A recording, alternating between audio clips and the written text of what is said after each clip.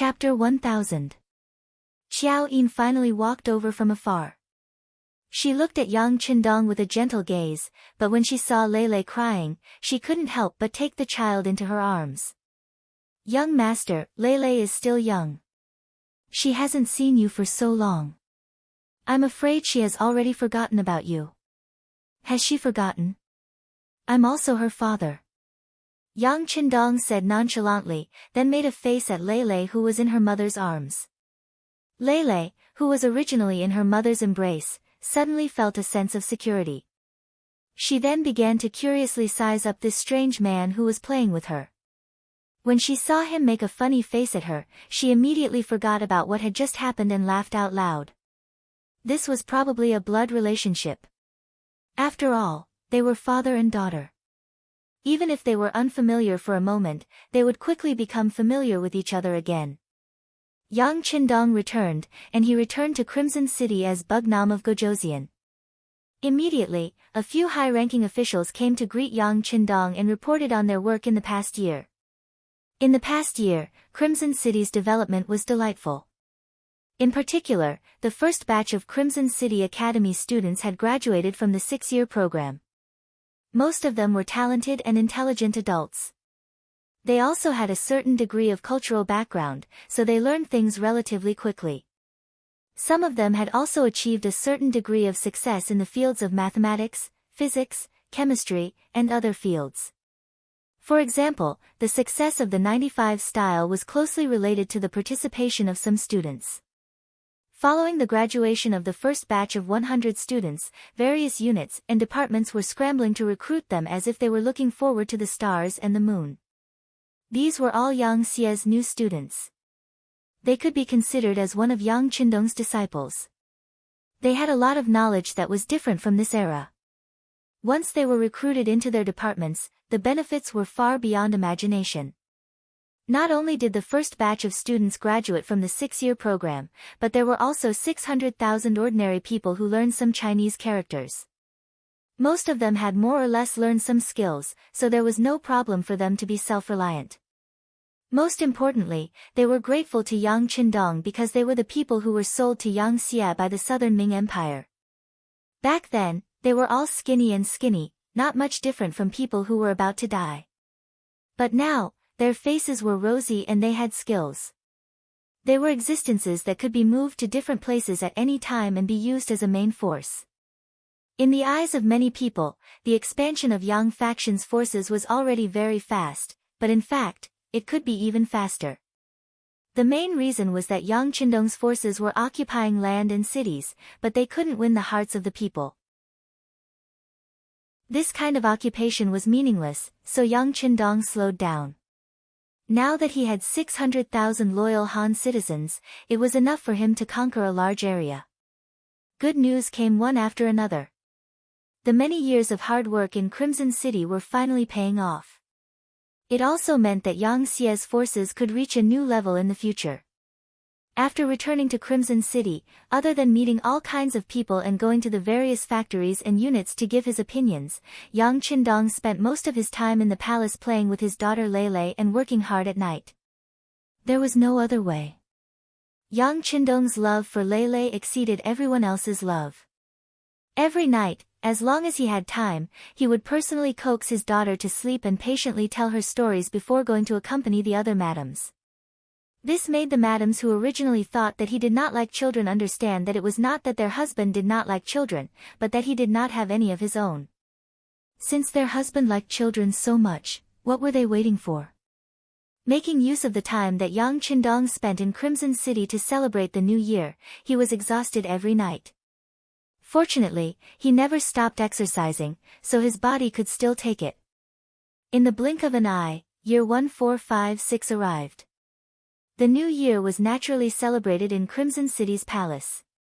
This was also his first new year after becoming the Southern Martial King, so it was naturally very lively. Compared to the liveliness in Crimson City, Southern Ming King Zhu Huidong's days were getting harder and harder. After a year of bitter fighting, he, who did not have any foundation, was gradually losing. Under the pincer attack of Southern Ming King Zhu Qizhen and Shiping King Mu Bin, he had already lost a quarter of his territory. Even so, his forces were still shrinking. If not for the support of the Miao people, he would not have been able to hold on. But even so, with his defeat, without external help, it was only a matter of time before he lost this war. Southern Minging sect's Zhu Qizhen had a good new year. When all the food was bought by the 5-star army at a fair price, the pressure on him decreased a lot. The soldiers did not need to continue farming and only needed to train and wait for the battlefield. This indirectly increased the strength of the army, allowing them to win against Southern Ming King's army. However, Zhu Qizhen neglected one thing. Although the army did not have to worry about food, what about the commoners? For many commoners, farming was the only thing they could do and knew how to do. But now, the country did not care about farming at all. They did not give any help, but the taxes they collected were not low at all. Other than a few landlords who still had a lot of land, the commoners who only had a few plots of land could not survive.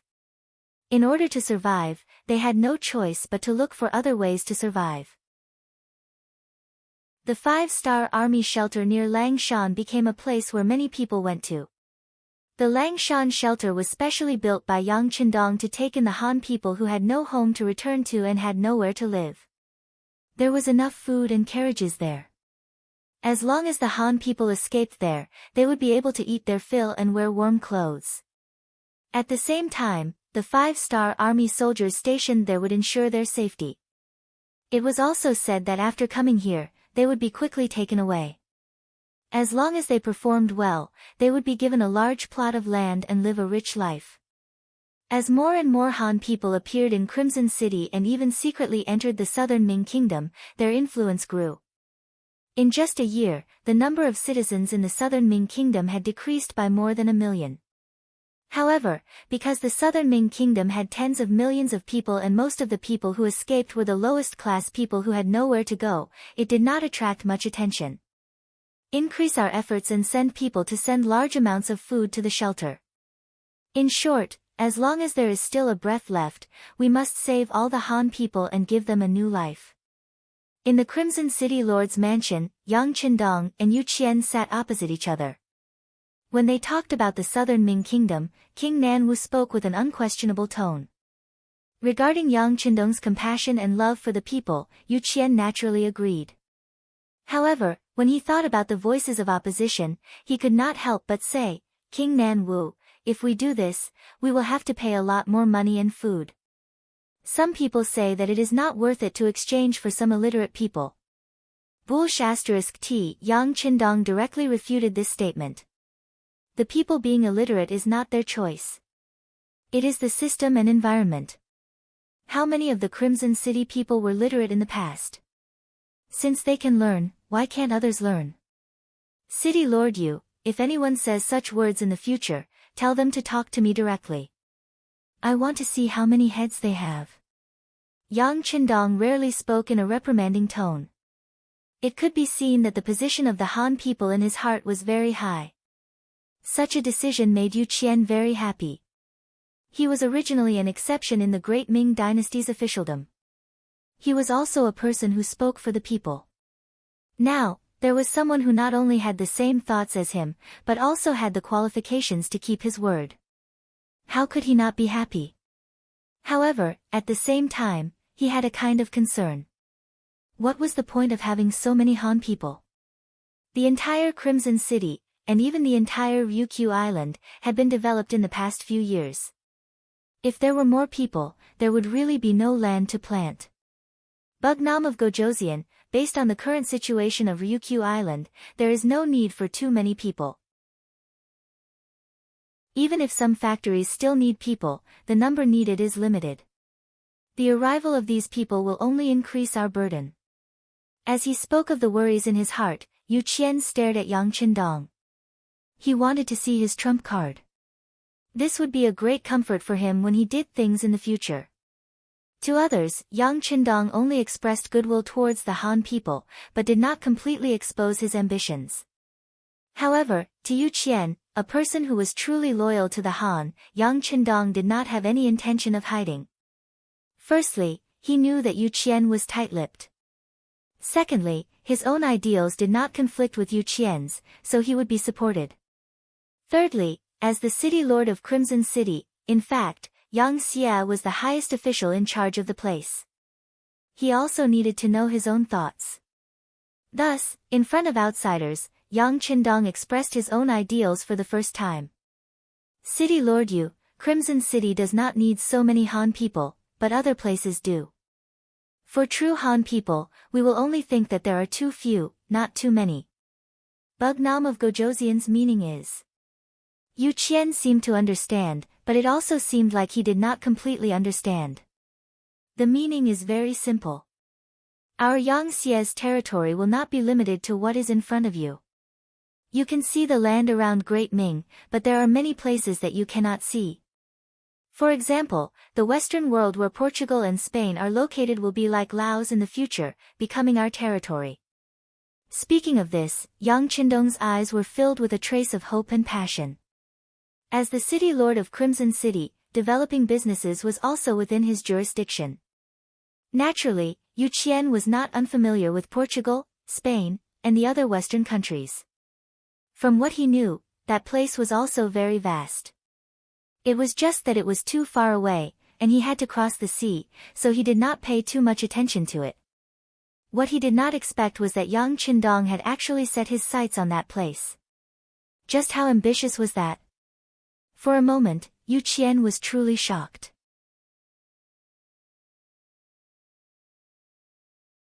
Chapter 1001. As far as he knew, the strongest force in history was the Mongol cavalry led by Genghis Khan. Not only did they occupy most of the areas around the Central Plains, they even went as far as Eastern Europe, which was the present-day Austria, Hungary, Vienna, and the vicinity of the Danube. That was already so shocking that even now, many places were still ruled by their descendants and remnant forces. But now, Yang Qindong's reason seemed to be even more far-sighted. He actually wanted to attack across the sea. Wasn't this the rhythm of conquering the entire world? Yu Qian did not know that the Bugnam of Gojoseon in his eyes was from the future. He had seen too many scenes of Han people being discriminated against and seen too much injustice. He had even seen countless provocations, but what he could do back then was limited. Now that he finally had the chance to change everything, no matter how hard he worked, it was all worth it. He wanted to see the moment when the Han people stood at the peak of the world. He wanted the blood of the Han people to always be the noblest and purest. He wanted to see that no matter where, the Han people represented the most powerful and inviolable, there was no blasphemy. For this dream, he was willing to give up everything, including his life. Yang Qindong's showdown made Yu Qian admire him, and at the same time, he also gained more confidence. Bugnam of Gojoseon, don't worry. This old subject knows what to do. In the future, I will accept as many Han people as there are. If there is any pressure, this old subject will bear it. If I can't bear it, I will ask for help from Bugnam of Gojoseon. Good. If there is someone who goes overboard, City Lord, you can do whatever you want. Even if the sky falls, this prince will hold it up for you. Yang Qindong smiled. With Yu Qian's support, the number of Han people in his hands would definitely increase. This would play a very positive role in his future plans. After leaving the city lord's manor, Yang Qindong set up a few important factories under the protection of Long Wei. The reason why Yang Xie could develop so smoothly was because of these factories.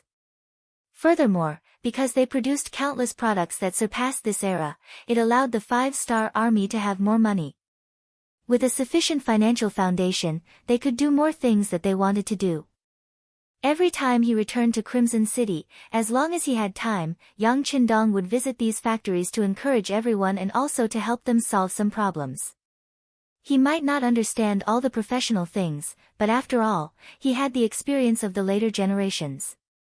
He was the clearest about which path he should take and which direction he should choose. After Yu Qian and Yang Qindong finished their discussion, he waved his brush and took out 1,000,000 taels of silver from the treasury to invest in the Langshan shelter at the border of Southern Ming and Southern Ming. It must be said that in these past few years, there were many different types of products in Crimson City, and they were all extremely novel. The moment they left the island, they would become popular goods and brought about great profits. It was also because of this that he was quite satisfied with his position as city lord. At the very least, he did not need to worry about money and was incomparably bold when doing things. After receiving the silver, Yu Qian felt that he had not done enough.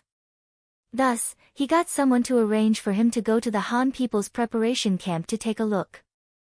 He wanted to understand the situation there and solve the practical problems while also encouraging the Han people. Following Yang Qindong's words, these people would be scattered all over the world as seeds in the future. Now that they were fortunate enough to stay in Crimson City, he wanted to give them warmth and let them feel his care and concern. The Han people preparation camp referred to the Han people who came from other places temporarily. No matter what their living conditions were like before, they were treated equally here. At the same time, they had to learn all kinds of skills. For example, the men could learn farming, blacksmithing, fishing, or work in factories. The women could learn weaving, embroidery, or work in factories, and so on. In short, the first person had to learn at least one or two skills to prepare for a better life outside. Other than that, learning culture was also essential. If anyone performed exceptionally well, they might be able to stay in Crimson City forever. In the end, it was up to everyone to decide. In short, this was a preparation camp. People came from all over, and after recharging, they were arranged to go in all directions. Because people came and went frequently, the Han People Preparation Camp was not only under the jurisdiction of the Ministry of Civil Affairs. At the same time, the Ministry of Public Security also had people stationed here 24 hours a day to prevent unpleasant things from happening. At the same time, it was also to supervise everyone and act as a deterrent. When Yu Qian arrived at the preparation camp, he saw many public security personnel patrolling nearby. As it was close to evening, many people who went out to work had returned, making the place very lively. Although it was called a preparation camp, it was not a simple tent. Instead, it was a proper 2-bedroom or 3-bedroom house built with red bricks and gray tiles. The only difference was that the owner of the place changed frequently. Yu Qian came in plain clothes, which was his usual style. He did not like to be ostentatious wherever he went. Most of the time, he came quietly and left quietly. Some problems were quickly solved. This time was the same. When Yu Qian came, he only brought an assistant and 2 guards arranged by Yang Qindong. They were all from Lingfeng. Arriving early was better than arriving at the right time. When Yu Qian arrived, everyone had finished their work and was having dinner.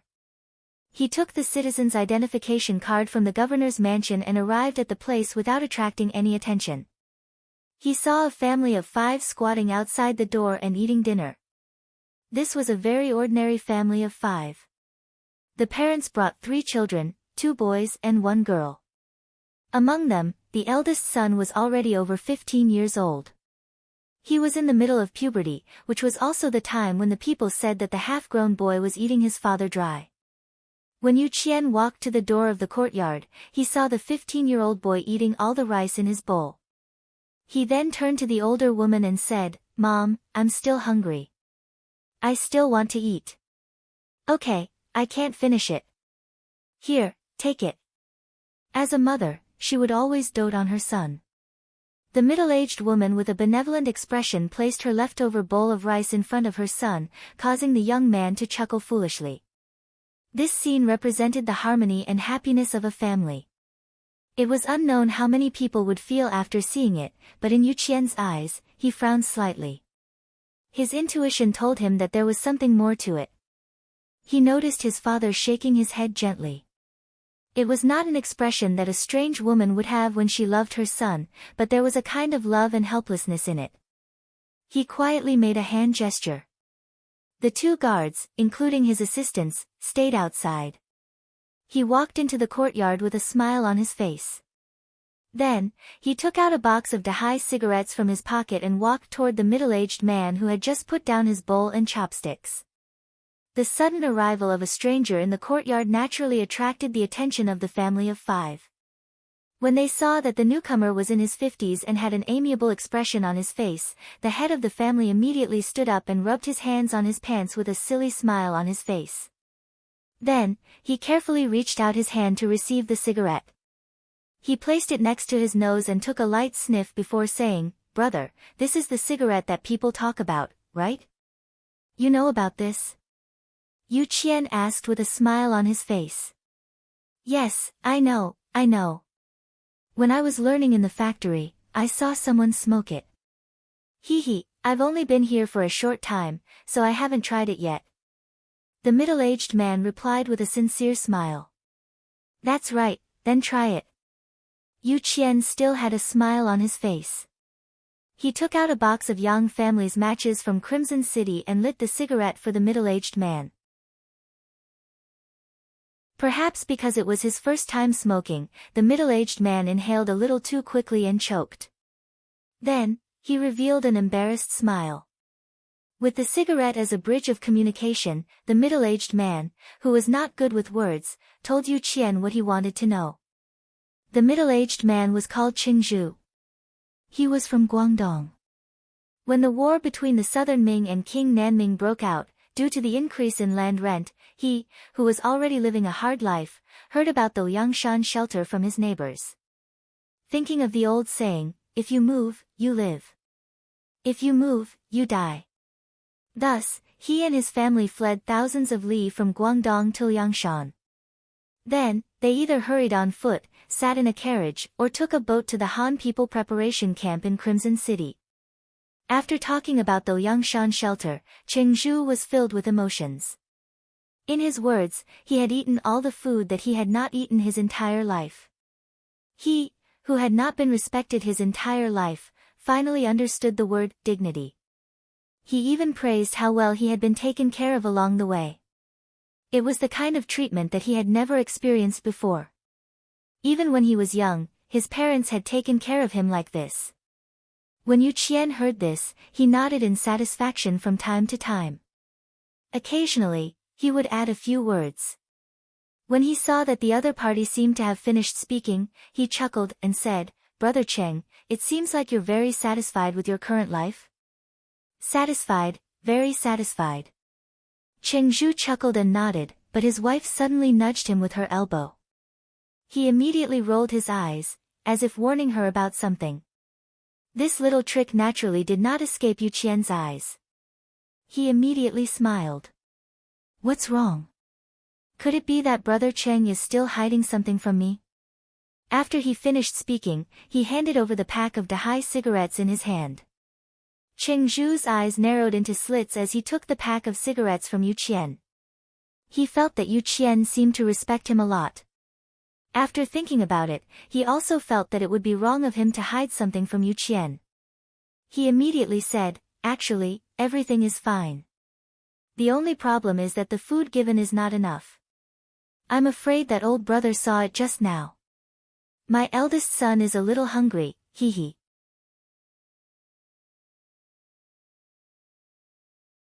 Chapter 1002. After saying this, Qing Zhu seemed to feel that he had said too much, so he scratched his head in embarrassment. When Yu Qian heard this, he still had a smile on his face, but he had become a lot more pragmatic. "This shouldn't be. I heard that the matriculation camp's requirement is to provide enough food. How can there be a lack of food?" "Heard?" Qing Zhu looked confused. "It's not that I heard, but it's the rule. To be honest, Brother Cheng, I'm actually an investigator. I'm here to see if there's anything you're not satisfied with. I'm here to solve your problems. Just like the lack of food, we'll solve it." Yu Qian knew that he had to give him some solid information, so he spoke as if he was an officer. "That's what I said. Brother, your bearing is different from us commoners." Qing Zhu had an, as expected, expression. Since he knew the other party's identity, he did not hide it anymore and told him about the lack of food given by the higher-ups. In the end, he added, "Brother, you saw it just now. My son is growing and has a huge appetite. My wife had no choice but to save some food for them. Then again, being able to eat 7 full meals is already very satisfying. This is something I didn't even dare to think about before. When Qing said that he was satisfied, he really did not mean to blame him. In the past, he could not even eat 7 full meals. However, the same words had a completely different meaning in Yu Qian's ears. Yang Qindong had just told him that he wanted the Han people to be rich and to be superior. This was also the reason why he kept conquering new territories and snatching more resources. But now, they could not even fill their stomachs. How could they talk about wealth, dignity, and being superior? Yu Qian left. When he left, Qing was still thanking him for the half-pack of cigarettes. Other than the loveliness of the commoners, they did not have high expectations. When someone did them a favor, even if it was just a drop of water, they would still thank them for a long time. After leaving the Han matriculation camp, Yu Qian's expression became completely serious. He looked at his assistant and said, "Send someone to check what's going on with the food problem. Remember, it has to be done in secret. Don't let anyone find out." Yu Qian's worries were not unfounded. Although Qing eldest son could eat a lot, which led to the lack of food, he did not think that this was a special case. If it was really as Yang Qindong said, and there was enough food, how could such a problem occur? Only 5 days later, the assistant had investigated the matter thoroughly. The city lord's mansion had elite manpower and many information channels. When they had any requests, the Security Bureau and the CIA could mobilize some of them. The city lord's assistant personally came forward and investigated the matter in just 5 days. Then, the report was placed on Yu Qian's desk. When he finished reading it carefully, he immediately slammed the table and cursed. According to the report, the Han preparatory camp did indeed have a problem of illegally withholding food. However, because the amount was not much, only 20% was deducted per person. In addition, the Han people who had just arrived were more honest. Even if some of them did not have enough to eat, they would not tell others. This problem had never been exposed, and no one questioned it. The report also said that the person in charge of this matter was the Vice Minister of Civil Affairs, Yan Xiu, and the Vice Minister of Public Security, Wanan. They had planted a lot of spies in the camp. Once they found out that someone had come to investigate, they would immediately come up with a plan to deal with it. With their men around, it was difficult for the people to even have a chance to speak. This time, if Yu Qian had not used an ordinary person's ID of the preparatory camp and not the special pass issued by the city lord's mansion, he would have attracted the attention of others as soon as he appeared. Then, they would not have been able to find out anything. How long ago was that? Yu Qian sat on the chair, panting heavily. He looked like he was very angry. "My lord, it has only been 2 months. The assistant was afraid of being implicated, so he carefully replied. Hearing that it had only been 2 months, Yu Qian breathed a sigh of relief. Fortunately, this proved that the Han people who had left the matriculation camp before had not been exploited like this. Otherwise, once those people had left and been assigned to different areas, it would have been difficult to make up for it. However, even if it had only been 2 months, Yu Qian could not tolerate the existence of this matter. Although it involved the 2 vice ministers, he still had no intention of backing down or lifting a finger. Since Yang Qindong trusted him so much and gave him the authority of Resin City, he must take his salary and do a good job. Otherwise, he would feel sorry for himself. How about this? Send this document to Bugnam of Gojoseon in the palace. At the same time, report to Bugnam of Gojoseon that I'm going to deal with the 2 vice ministers. Reporting to Bugnam of Gojoseon instead of reporting to Yu Qian for approval meant that Yu Qian had made a decision to deal with the 2 senior cadres properly instead of just reporting the conflict to Bugnam of Gojoseon. Yu Qian was holding back his anger and wanted to properly deal with these 2 vice chiefs. Although these 2 were promoted to their current positions, and he had also raised his hand to agree, this did not prevent him from punishing these people for their crimes. Since there was a problem, he had to deal with it. Only in this way could he clean up the mess. Otherwise, if a cadre made a mistake, he would not be able to intimidate others. He had already decided to denounce the cadre and was even prepared to remove him from his post and investigate him. However, what Yu Qian did not expect was that just 3 days later, there was a sudden movement in the palace. A large number of Long Wei were sent out. They bypassed the Ministry of Supervision, the Ministry of Anti-Corruption, and even arrested Vice Minister Yan Xiao of the Ministry of Civil Affairs and Vice Minister Wanan of the Ministry of Public Security. Not only that, the head of the Ministry of Civil Affairs, Minister Zhou Hua, was also taken away from his office that afternoon. It was said that Minister Zhou was being wronged when he was taken away. When Yu Qian sent people to investigate, they did not find any problems with Zhou Hua. Yu Qian was very satisfied with this person who was recommended by him. However, he did not understand why this person was implicated. Could it be the responsibility of a leader? But if that was the case, why was Minister Long Tainan of the Ministry of Public Security not arrested? Within a day, a minister and 2 vice ministers were taken away from their offices. It was even done by Long Wei. This inevitably caused a lot of discussion among the subordinates. Many of the leaders were anxious and felt that they were in danger. Fortunately, Yang Qindong's actions were always clean and efficient.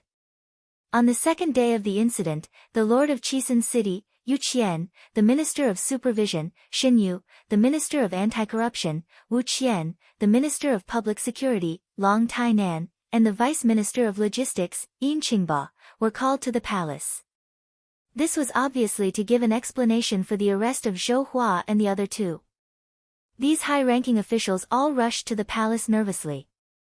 Everyone was extremely nervous. For example, the lord of the city, Yu Qian, was recommended by Minister Zhou Hua. He was guilty of using people inappropriately. Shen Yu and Wu Qian were the 2 leaders in charge of the cadre issue. Naturally, they were guilty of incompetence. Minister Long Tainan was the direct leader of Wanan. But the last one was Yin Qingba. He was only the Vice Minister of Logistics and was only responsible for distributing food. He only had a working relationship with Yan Xiao and the others. Could it be that he also made a mistake? For a moment, everyone looked at Yin Qingba with a strange look. Even he himself was at a loss. He was very sure that he was not involved in this matter. He had no personal relationship with Yan Xiao and the others except for his work relationship. He really couldn't understand why the 6th young master called him here. With his rank, it seemed that it was not enough. No matter what thoughts they had in their hearts, in the end, everyone gathered in a courtyard of the palace. Long Wei's figure was everywhere in the vicinity. It was heavily guarded. In the courtyard, only Yang Qindong was sitting on a chair. Beside him stood the inseparable servant Beta Persei. As soon as everyone came in, they saw that there were only 2 empty chairs beside Yang Qindong. For a moment, everyone was silent. The atmosphere was so tense that they didn't say anything other than calling him the 6th young master. Among everyone, only Yu Qian was still stubbornly calling Yang Qindong Bugnam of Gojoseon. Perhaps this was his insistence. He insisted on using the official title of the Great Ming Dynasty Yang Qindong to show that he still had feelings for the Great Ming Dynasty. Although his heart had long been on Yang Xie's side, he had no intention of changing the title. Yang Qindong also had no intention of correcting this statement. After seeing Yu Qian, he politely stood up and pointed to the chair beside him. Castellan Yu, please take a seat here. Thank you, Bugnam of Gojoseon, for giving me a seat. Yu Qian didn't stand on ceremony. He liked to be straightforward. If it was something that belonged to him, he wouldn't refuse. After Yu Qian sat down, Yang Qindong looked at the remaining people. Then, his gaze fell on Yin Qingba. Come, Vice Minister Yin, come and sit down too. Ah! He didn't expect Yang Qindong to call out his name. In this environment where he was the lowest in terms of age, seniority, and position, Yin Qingba was a little overwhelmed. He just instinctively shook his head. Beta Persei, who was at the side, had already understood. Seeing that Yin Qingba was still shaking his head, he walked over without saying a word, pulled Yin Qingba over, and pressed him down on the only empty chair. Yin Qingba felt like he was sitting on pins and needles. He tried to get up several times, but Beta Persei's arm was so strong that he couldn't move at all. Until Beta Persei saw that he was still struggling, he whispered in his ear, "The sixth young master asked you to sit, so you sit. This is an order." Hearing the word order, Yin Qingba finally calmed down. Speaking of which, a vice minister of logistics in the Castellan mansion also had a lot of power. In particular, logistics had always been the place with the most benefits. Because of this, many people begged him. Yin Qingba had also seen some of the world. If it weren't for the fact that the people who came today were too high-ranking, he wouldn't have become so nervous.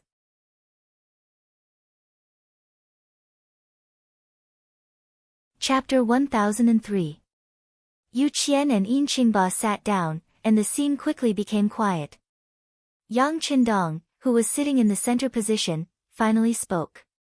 "Today, I called everyone here to give you an explanation regarding Yan Xiao and the other two. At the same time, I also want everyone to give this king an explanation." Finally, they were talking about serious matters. The small courtyard was silent. Under Yang Qindong's signal, Beta Persei behind him took a stack of signed manuscripts and handed them to everyone. "You can take a look. This is the testimony of Yan Xiao and Wanan." After interrogation, they confessed to embezzling the food from the Han people preparation camp. After investigation, the food that was embezzled from their hands was eventually transferred to the market. A total of 28,000 taels of silver was ultimately split between the two of them. When the matter reached this point, everyone in the courtyard took a deep breath. 28,000 taels of silver, split equally between the two of them, that meant that each of them would get 14,000 taels of silver. This had already exceeded the maximum limit of 10,000 taels of silver. Needless to say, they would definitely die. Everyone's reaction fell into Yang Qindong's eyes. Even though he knew that these people already knew what he meant, he still said, "Due to the seriousness of this case, this king has decided to carry out the execution in front of the central square of Crimson City in 3 days. At that time, all the big and small departments in Crimson City must go and watch. If the other officials have nothing important to do, they must also be present. Does anyone have any questions?" No. Knowing that Yang Qindong wanted to use this matter to intimidate the other officials, everyone nodded in agreement. "Alright, if everyone has no questions, then we won't waste time on these two vermin. Next, let's talk about the other people and your problems." After investigation, the Minister of Civil Affairs, Zhou Hua, was aware of this matter. Although he adhered to his principles and did not wallow in the mire with Yan Xiao and the others, he clearly knew about it and did not stand up to stop it for the sake of the so-called harmony between colleagues. This is the crime of inaction. This was the first time that everyone had heard about the crime of inaction. For a moment, everyone was puzzled. Yang Qindong quickly gave them an answer. In this prince's opinion, there are only 3 types of officials. The first type is a problematic official. They either abuse their power for personal gain or take bribes. Such an official is called a bad official.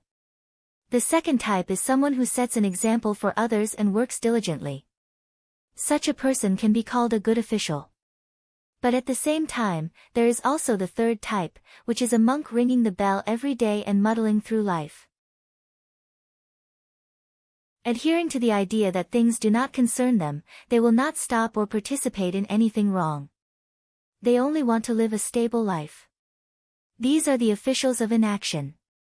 When they have a problem, this prince calls it the crime of inaction. Zhou Hua was such a leader. He had noticed some disgraceful actions of his deputy, Yan Xiao, but he didn't stop it. He didn't point it out, and he didn't report it either. He just let the situation continue to develop. What was the difference between such a person and an accomplice? Receiving such a high salary and enjoying the halo of being respected by others, but not doing what he should be doing was also a sin. So this prince has personally chosen 50 mu of good farmland outside Qiqian City for him. In the future, he can obediently go and farm. There is no need to consider other people's feelings. If he grows well, he will have more. If he doesn't grow well, he will have less if he is lazy. This prince feels that this is very suitable for him. A crime of inaction had actually turned a high-ranking official back into a commoner. This kind of punishment couldn't be said to be light. For a moment, Yu Qian and the others' faces were flushed with shame. But at the same time, they had a deeper understanding of Yang Qindong's attitude towards officials. That was, since you were in this position, you had to do the work that this position should do. If you wanted to be lazy, or even want to do nothing to muddle through, it was clearly impossible. Zhou Hua's matter was thus settled. Following that, Yang Qindong criticized Xin Yu, Wu Qian, and Long Tainan. The first two were in charge of the self-discipline of officials, but they didn't notice the corrupt official in front of them. This was a dereliction of duty and negligence. For this, they were fined 2 months of salary. Long Tainan, as the direct leader of Wannan, was also guilty of negligence and was fined 3 months of salary. After making these decisions, Yang Qindong looked at the three and asked, "How is it? Do you have any objections to this kind of punishment?" "No." The three said in unison. Although they were indeed somewhat wronged, after all, there were so many officials in Yangtze. Especially when there were several provinces that needed to be monitored, it was impossible for them to take care of everything. However, even Zhou Hua had been stripped of his official robes because of his crime of inaction and had become an ordinary farmer. So what if they were fined a few months of their salary? The three didn't have any objections. Yang Qindong looked at Yu Qian and said, "This matter, City Lord Yu has both merits and faults. Because of your merits, this king has arranged a chair for you. After all, without you, this matter wouldn't have been exposed so quickly. But at the same time, the person who recommended Zhou Hua was you. You are obviously guilty of negligence, so this king will punish you with half a year of salary. Do you have any objections?"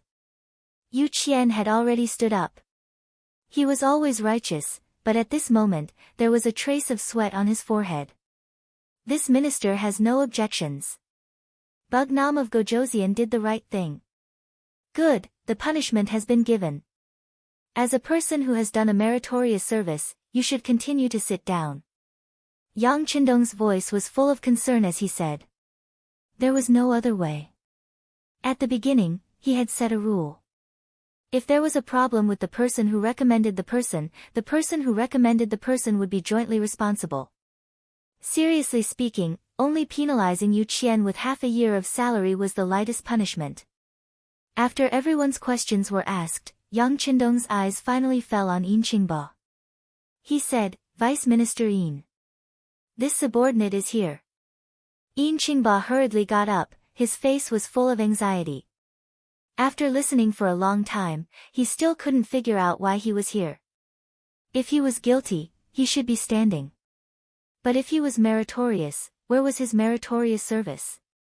Seat, you are a person who has done a meritorious service, so this king bestowed you a seat. Everyone else is the same. I hope that the next time you see this king, you can all sit down and talk. Yang Qindong gestured for Yin Qingba to sit down again. He didn't forget to use this matter to remind Xin Yu and the others. These words caused the three people to nod in unison. Feeling that he had already reminded them, Yang Qindong returned to the main topic. He looked at Yin Qingba and said, "The reason why I said that you have done a meritorious service is because a while ago, someone privately came to you to sell food to you, but you bluntly refused. After that, you wanted to find this person, but you didn't have any clues. Is that right?" Ah! How did the sixth young master know about this? Yin Qingba was stunned by these words. There was indeed such a thing. After all, he was a vice minister in charge of logistics in the city lord manor. He was in charge of the issue of food distribution. Because of this, someone wanted to sell food directly to him, but he refused at the time. After that, the more he thought about it, the more he felt that something was wrong. He thought that this matter must involve something, so he wanted to find the person who came to him to find out the truth. But with his power, it was difficult to find that person. He also suffered from no evidence to prove the existence of this matter. He also had no way to report to the Ministry of Supervision and the Ministry of Anti-Corruption. In the end, he could only not find out. But he really couldn't understand how Yang Qindong knew about this matter. Facing the confused Yin Qingba, Yang Qindong quickly gave him an answer. You don't have to think too much about it. The person who came to you was sent by Wanan, a vice minister of the Ministry of Public Security. He didn't want to expose himself, so there weren't many people who could find out about him. This explanation made Yin Qingba immediately understand what happened that day. He immediately said with an ashamed expression, "Sixth young master, this subordinate is also responsible for this matter. If it wasn't for the lack of evidence and the fact that I couldn't report to the relevant departments, I would have done so long ago. Perhaps the matter at the Han People Preparation Camp wouldn't have been delayed until now. No, this isn't your fault. You used your actions to prevent worse things from happening. I'm afraid you don't know." Originally, Yan Xiao and Wanan were prepared to keep more food, but because they couldn't find a suitable place to sell it, they could only sell it in small quantities in the city. That's why they only kept 20%. From this, it can be seen that you are already a person of merit. This king also sent people to investigate. When you were the vice minister of logistics in the city Lord Manor, you did everything by yourself and were a righteous person. Yes, as a reward, you can be the minister of the Ministry of Civil Affairs. Directly promoting a vice minister of logistics in the city Lord Manor to a minister was not as simple as being promoted by 3 ranks. This decision also stunned everyone. This was because everyone knew that there were 3 vice ministers in the Ministry of Civil Affairs who were quite capable. They were also righteous in their work. Logically speaking, they should have been strong candidates for the minister position. Now that a vice minister of logistics in the city Lord Manor was suddenly demoted to the position of minister, wasn't this a blow to their morale? As if he saw through everyone's thoughts, Yang Qindong said, "A single matter in the Ministry of Civil Affairs caused problems to the minister and vice minister. As their colleagues, the other vice ministers are also responsible for their negligence. Not promoting them is a punishment for them. If anyone has any objections, they can come directly to this king. This king is willing to have a good talk with them." When he said this, he expressed his dissatisfaction, but at the same time, he also had the intention of conjugation. Conjugation was most famous in the Qing dynasty. It was first introduced by the famous reformer Shang Yang. It meant that several households were conjugated. If one person had a problem, everyone would be guilty.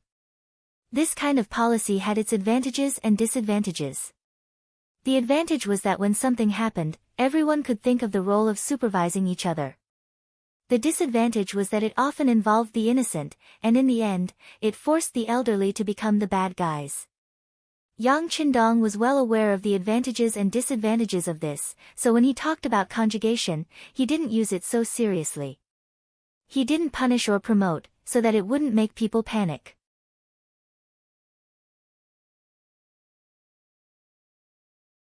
Chapter 1004. After these words and decisions were made, everyone praised Yang Qindong's political wisdom in their hearts. At the same time, they also became more cautious. In the future, they needed to be more serious. Not only did they have to be righteous, they also had to influence the people around them to be righteous as well. Yin Qingba, who was called out, felt as if he had been hit in the head by a big pie. At this moment, he was so excited that he didn't know what to say. As usual, he could only tactfully decline and say, "Sixth young master, thank you for your high regard. However, I feel that there are still many things that I need to learn. I'm afraid that I can't do a good job in such an important position as the Minister of Civil Affairs." Yang Qindong smiled in satisfaction at Yin Qingba's modesty. However, once the appointment was made, it would not be easily changed. Modesty is good, but excessive modesty is not good. The position of minister will be given to you. As long as you have the people in your heart, and work seriously and responsibly like the Vice Minister of Logistics in the City Lord's mansion, there is nothing that you can't do well. Then this subordinate will listen to the sixth young master.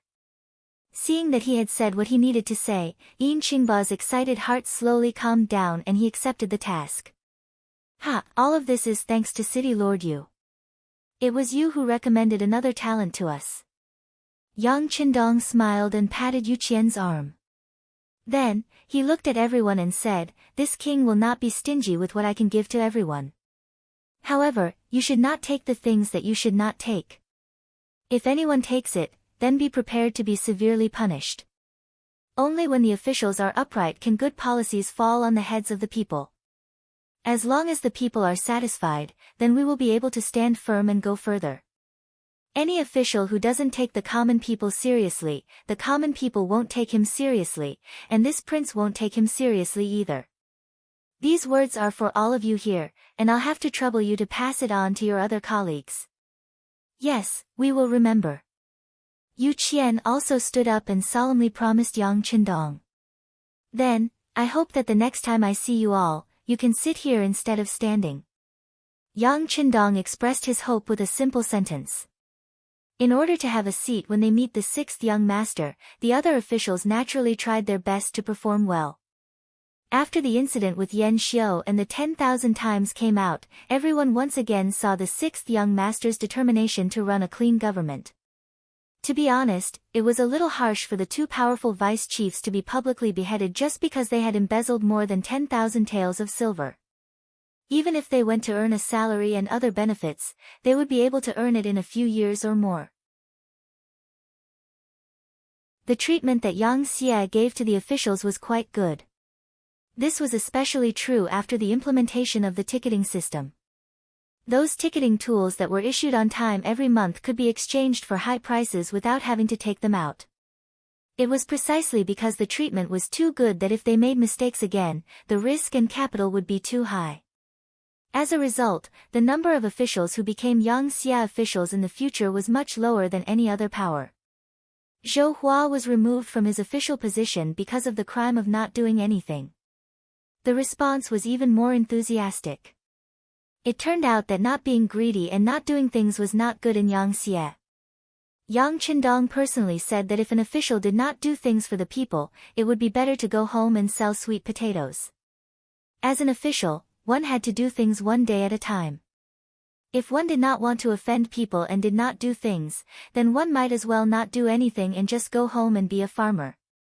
Yin Qingba went from being the vice chief of logistics in the city lord's mansion to being the chief of a department. He also told everyone that as long as one worked hard, gold would always shine. This made many of the officials who were originally very capable but were worried that they would not be able to make it big in the future feel relieved. Originally, they were worried that no one would see them lowering their heads to do things. However, with Yin Qingba's example, they did not have to worry so much. They also did not have to put in effort to make their superiors happy and speak up for themselves. Without people giving gifts, there were naturally no people receiving gifts. In an instant, the environment in the bureaucracy became much better. This made the people from the Ministry of Supervision and the Ministry of Anti-Corruption a lot less to do. They had no choice but to shift their attention from Qiqian City to the actual provinces under Yang Xie's control. The Deputy General of Laos, Qing, suddenly felt that there were a lot of strangers around him. He didn't know if he was being paranoid, so he found an opportunity and asked his confidant to invite Dou Lilong to his house. Qing, Lao Province's deputy general, was the deputy of General He Guang. He was an important figure in the military. When Kanglan Kingdom was destroyed, he was very proactive and quickly changed the rudder according to the wind. He became someone He Guang trusted and recommended to Lao Province's governor, Wan Shaochen. Step by step, he rose to the position of deputy general. To be able to become a deputy general, he was considered the second most important person in the entire Lao Province's military. Logically speaking, he should be satisfied. However, a man's greed was like a snake trying to swallow an elephant. Soon, the greedy Qing was dragged down by someone. The person who started this was Dou Lilong. Dou Lilong, on the surface, was a businessman from Siam. However, he had another secret identity, one of the heads of Siam's intelligence agencies. He was in charge of investigating the matters of the neighboring countries. When possible, he would pull in important people from the opposing factions to his side. From the moment Dou Lilong set his eyes on Qing, the outcome was already decided. Just a total of 20,000 taels of silver was enough for the two of them to call each other brothers. The moment Dou Lilong revealed his identity, Qing could no longer turn back. Yang Xie had a rule that anyone who embezzled more than 10,000 taels of silver would be beheaded. For someone like him who had embezzled 20,000 taels of silver, even if he turned himself in, he would at most be spared. It was impossible for him to continue being an official. Since that was the case, other than being used by Dou Lilong, he had no other choice. After receiving the news, Dou Lilong came to the high mansion as a friend and a businessman. He met Qing, who was frightened by the mere twang of a bow. When they met, Qing looked at Dou Lilong in panic and said, "Sir Dou, you must save me." Dou Lilong pretended to be shocked and asked, "What's wrong, General Hai? Did something happen?" "Oh, Sir Dou, you don't know. I might have been targeted. Recently, when I go out, I always find a lot of strangers around." Qing explained the changes around him. He realized that he had embezzled too much and could not turn back. He continued, "Sir Dou, only you can save my life now. Seeing that I have helped your caravan a lot in the past, please help me. Otherwise, you can allow me to be an official in Siam." Although he was cursing Qing in his heart, Dou Lilong still smiled and said, "Mr. Hai must be thinking too much. When I arrived at your residence, I didn't find anything wrong. Could it be that I'm thinking too much?" No, I'm still a deputy general. I can still observe the situation around me," Qing explained. Just as they were talking, a soldier suddenly reported from outside, saying that General Higuang's personal guard captain, Yan Jiang, had arrived, along with 6 other soldiers. What should we do? Qing became even more flustered after hearing the news. He stood up and paced around in circles. Dou Lilong's eyebrows twitched, but he quickly regained his composure. He smiled and said, "It's okay. Many people know that we are friends. Are you saying that I am not allowed to talk to my friends when I am an official?" Qing did not relax at all because of this reason. Instead, he continued, "Lord Dou, you may not know this, but this Yan Jiang relies on Higuang's trust and is usually very domineering. You can't get past him just because he's a friend. Although he won't touch me, I'm afraid that he will take you away. If that happens, under torture, can you guarantee that you won't say anything?" This. Dou Lilong, who was always calm, finally changed his expression. He did not dare to guarantee anything. With his glib tongue, he boasted that he was not afraid of anything. However, if he was really tortured, who knew how long he could last? He might not even be able to last for a while. Thinking that he absolutely could not be caught, Dou Lilong had no choice but to be ruthless. He made a beheading gesture with his right hand and said, "Let's see the situation later. If the other party insists on forcing us, then we will strike first. Kill Yan Jiang. That will definitely infuriate General Higuang." Qing's entire body shuddered, and his face turned pale. "What? Do you think that if you don't kill now, others won't kill you? Let me tell you, you can only move forward now. Think about it. Once you accomplish something big, our king will be happy. He will definitely give you a high post and generous salary. It is even possible that he will help you people of Kanglan restore your country. It is better than being scolded as a traitor." Dou Lilong was going all out. He did not expect the situation to be so serious. If he knew, he would not have appeared so easily. In the courtyard of the high residence, Yan Jiang, who was dressed in armor, led 6 soldiers and paced back and forth in the courtyard. After not seeing Qing for a long time, he had lost count of how many times he had lost his temper. Finally, a manager came.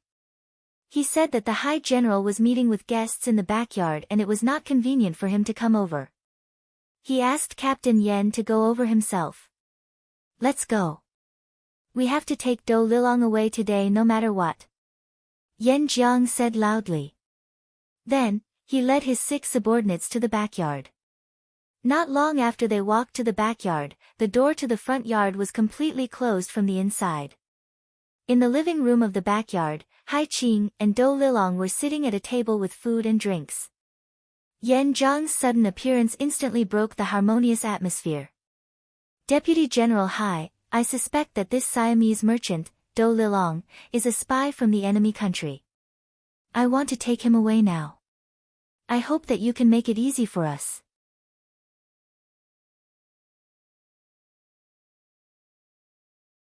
Chapter 1005. The fact that he wanted to arrest Hai Qing showed that he was strong enough. However, this sentence also made Hai Qing unhappy. Captain Yan, Du Lilong is my friend. It's not good to be so rude in front of my friend. Hai Qing was a deputy general. He was someone who could be ranked in front of Yuan Shaochen. Yan Jiang was only the captain of He Guang's bodyguards. He was a family general in General He's residence. The difference in status between the two was like heaven and earth. However, He Guang placed a lot of importance on this personal guard captain and gave him a lot of power. That was why when the captain faced Hai Qing, he did not have the slightest intention of backing down. Deputy General Hai, I am here on official business. If you insist on stopping me, do you want me to ask the general to come and talk? Yan Jiang knew the difference in status and knew that it was useless to say more. He directly brought up He Guang. He believed that the other party would not dare to refuse. As expected, once He Guang was brought up, Hai Qing's attitude became much softer. There's no need for that. Is there some misunderstanding? How about this, Captain Yan, please come over and have a drink. If you still can't talk, then you can take my guest away. Yan Jiang didn't suspect anything. After agreeing, he strode forward to the table and poured himself a glass of wine. He raised his glass to Hai Qing and said, Deputy General Hai, I'm sorry to offend you like this. After speaking, Yan Jiang raised his head and poured the wine into his mouth. Hai Qing took this opportunity to take out a knife that he had prepared under the table and stabbed towards Yan Jiang's chest. Caught off guard, Yan Jiang's body was pierced by a knife. The wine glass slipped from his hand. He stared at Hai Qing in disbelief. He wanted to say something, but in the end, because of his severe injuries, he fell to the ground with a plop. At the same time, more than 10 of Hai Qing's bodyguards appeared in the backyard. They surrounded the 6 people that Yan Jiang brought. First, they shot 3 of them with arrows. Then, they engaged in close combat.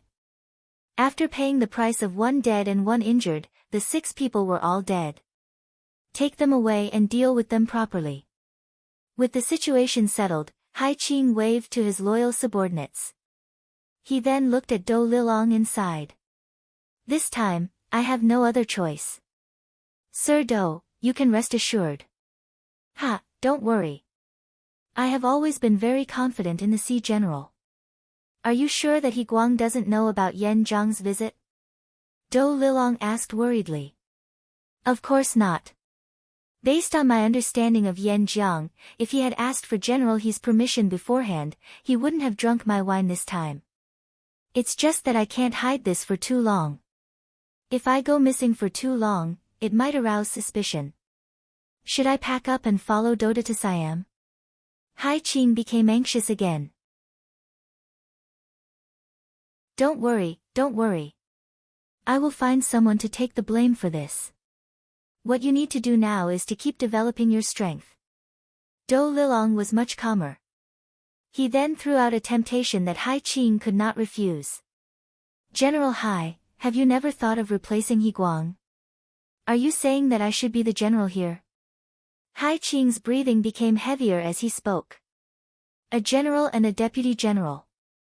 It might seem like there was only a difference of 1 word, but the real difference in power was like heaven and earth. If he could become the general, he would not have to ask for permission for everything. It would be much more convenient for him to do many things. That's right. If we can chase the one Shaochen and the others out of Laos, you can choose a suitable puppet to become the king of Lansang. By then, you will have the absolute power. Then, with the support of Siam, you won't have to be afraid of anyone. Dou Lilong continued to persuade him. This. Hai Qing did not answer immediately. It was obvious that he was really tempted. Once it was done, he would no longer be the deputy general. He would be the grand tutor of a country. Everything in the country would have to depend on him. How glorious and glorious would that be? Baiming was busy building a bank and looting money. Nanming was busy fighting wars and recovering lost land. Yang Qindong had a rare period of peace. Other than going to some research institutes and factories to inspect and listen to the work reports of some departments, he spent most of his time with his wives and little Lele. After many days of intimate contact, Lele finally opened her mouth to accept Yang Qindong as her father. The relationship between the father and daughter became closer day by day. It was to the extent that little Lele would search the entire palace for her father if she did not see him for a while. After every night of hard work, there was finally good news. The first wife, Hu Yan, was pregnant. After little Lele, the sixth young master was going to have a son. When the news came out, there was a burst of cheers from the streets and alleys of Qichin City. No matter what, Lele was still a girl. Everything in the future could not be controlled by a girl. In addition, Hu Yan was the first wife. In some people's eyes, she was like a queen. Only her son would be the legitimate son. Only then would the Yang family have a true descendant. After a moment of jubilation, Yang Shi seemed to have calmed down at this moment. He was like a big tree that was in the process of growing, and his wings were plump. At the same time, some other factions were not idle. Beneath the calm surface, there was a storm. In 1450, the Arab merchant, said Abu Bakr, established an Islamic regime in the southern Philippines. This merchant called Abu Bakr was very smart and had great ambitions. He had been doing business since his youth and was used to seeing too many people using their power to oppress merchants.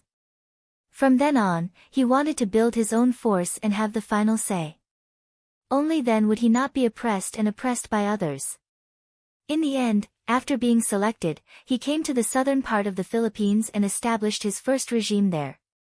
He then extended his influence to Basilan Island, Palawan Island, Zamboanga Island, Borneo, MLL Island, and other places. And just when he wanted to establish a foothold here and continue to expand, there was a sudden change in Luzon Island. The Five-Star Army occupied this place and disrupted his plans. After all, Abu Bakr was a merchant. The most important thing was profit. He knew the importance of taking the initiative. Since the Five-Star Army had occupied Luzon Island, it was impossible for him to expel people. The only thing he could do was to continue expanding his territory. Beginning in the second month of 1456, he successively sent troops to capture the eastern island of Catanhus, the western island of Mindoro, as well as the central island of Langbran and Titsao. By the end of the fourth month, the whole Philippine archipelago, with the exception of Luzon and the nearer island of Polillo, was under Abubart's control. When Yang Xia occupied Luzon Island, the main purpose was to protect the south side of Ryukyu Island and control the sea between the two islands. He did not intend to occupy all the islands. This allowed Abu Bakr to succeed time and time again.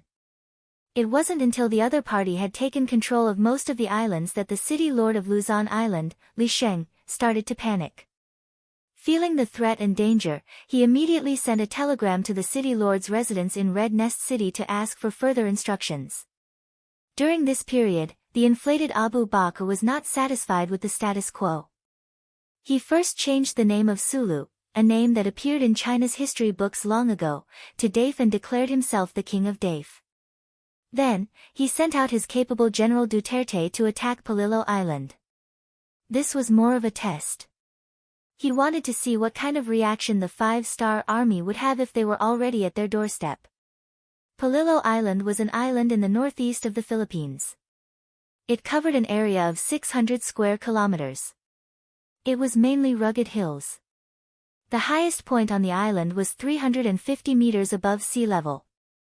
Palillo Island did not have a dry season. Most of the rain was concentrated between November and January. This island was not very big and did not attract much attention. Thus, it could stay out of trouble. There were less than 20,000 people on the island, and they mainly relied on fishing for a living. Because of Abu Bakr's greed, the peaceful area finally attracted the flames of war. When General Duterte and his 2,000 soldiers landed on the island, the lives of the people here were shattered, and nearly 20,000 people were turned into slaves in an instant. After Duterte entered the island, he did all kinds of evil. Any beautiful women were taken to the barracks. Not only were they humiliated, but they also asked the people on the island to make them food and drink. If they were not happy or slow, they would be punished with murder. It was extremely cruel. This practice naturally aroused the anger of the Aborigines on the island.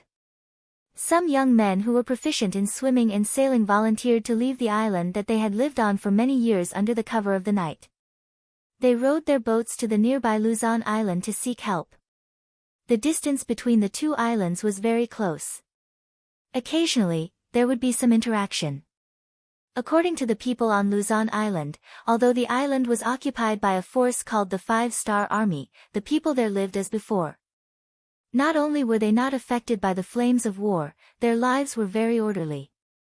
It was said that even the quality of life had improved a lot. They could fish, weave and farm and sell food to the 5-Star Army in exchange for remuneration. With an increase in income, the quality of life had improved. Everyone's face was filled with joy. Although General Duterte was extremely cruel and did not treat the people as humans, he was still vigilant. After a few young men rowed away, he discovered them. He immediately sent 200 soldiers to chase after them in 5 fast boats bought by Abu Bakr from the west. Although the speed of this kind of fast ship could not compare to the fast ships built by the 5-star military shipyards, it was still much faster than ordinary ships. It did not take long for them to see the tail of the fleeing ship. Then, shouts sounded from all directions, and the sound of bows and arrows began to be fired.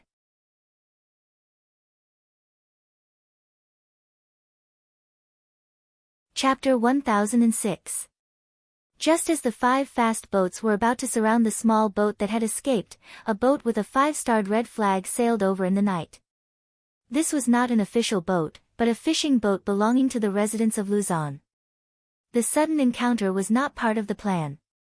The soldiers who were used to riding roughshod over Palillo Island, when they saw the fishing boat, they only hesitated for a moment before making the decision to sink the 2 boats so that the incident would not be known to the world. Originally, after seeing the 5-starred flag, the escaping youngsters thought that they had seen their savior. However, when they saw that the 5-starred ship didn't have any combat power, and the enemy's ship continued to shoot arrows, with no intention of letting them go, they realized that they had implicated the enemy. They repeatedly shouted, announcing their identity and purpose, and at the same time, asking the people on the 5-starred ship to leave immediately and not be implicated. However, it was too late to say anything at this time. Since they chose to attack, of course, they would not let anyone leave. 5 Dafe clippers flew over and kept attacking. One of the clippers was even equipped with cannons. One of the cannons hit the fishing boat of Luzon Island, causing it to shake and crumble. The situation was so dangerous that the crew of the fishing boat began to abandon the boat. Some of the good swimmers took a wooden board and paddled towards the direction of Port Luzon. They had tears in their eyes as they wanted to pass on the news of being attacked by the Dafe kingdom. They clearly remembered that the new governor of Luzon, Li Sheng, had said that as long as they hung the 5-starred red flag, no one in this area would make things difficult for them. Otherwise, they would suffer 10 times, 100 times, or even 1,000 times the retaliation. The 5 Dafe clippers continued to attack. After an hour, the 2 ships that were besieged were sunk one after another. Then, they checked the sea area again and killed more than a dozen crew members who were swimming in the sea. After seeing that there were no survivors, they whistled and left triumphantly. This battle was known as the Sorrow of Luzon in the history of Yang Xie. Since Yang Qindong subdued Kaohsiung, until now, in the past 8 years, any boat with the 5-starred red flag had not been attacked for no reason. The Dafei kingdom had set a precedent. People who could walk on the sea all year round, needless to say, there were always very good swimmers. The first mate of the fishing boat that belonged to Luzon province, Wang Li, belonged to the category of people who were particularly good at swimming. After the boat was hit, he jumped into his hands with a wooden board. Because his swimming speed was very fast, he left the patrol range of the Daf country's fast boat and escaped. After that, Wang Li exerted all his strength, and based on his experience, he found a direction in the dark sea. Finally, after 2 days, when he was exhausted, he encountered other ships and was rescued. When he woke up after being fed the hot rice soup, the first thing he said was that there was danger ahead and he wanted to see Governor Li Sheng. Then, he fainted. The fishing boats were all approved by the Luzon provincial government, and there was a connection between them. Someone recognized the chief officer, and the captain immediately gave the order to return to Port Luzon. A day later, Wang Li and the others returned to Luzon Island, and then they were escorted to the provincial government. Governor Li Sheng warmly received them. After knowing what happened, he was very angry. In front of hundreds of fishing boats, he expressed that they would immediately send people to investigate this matter. If everything was true, then the Daf country would have to give an explanation.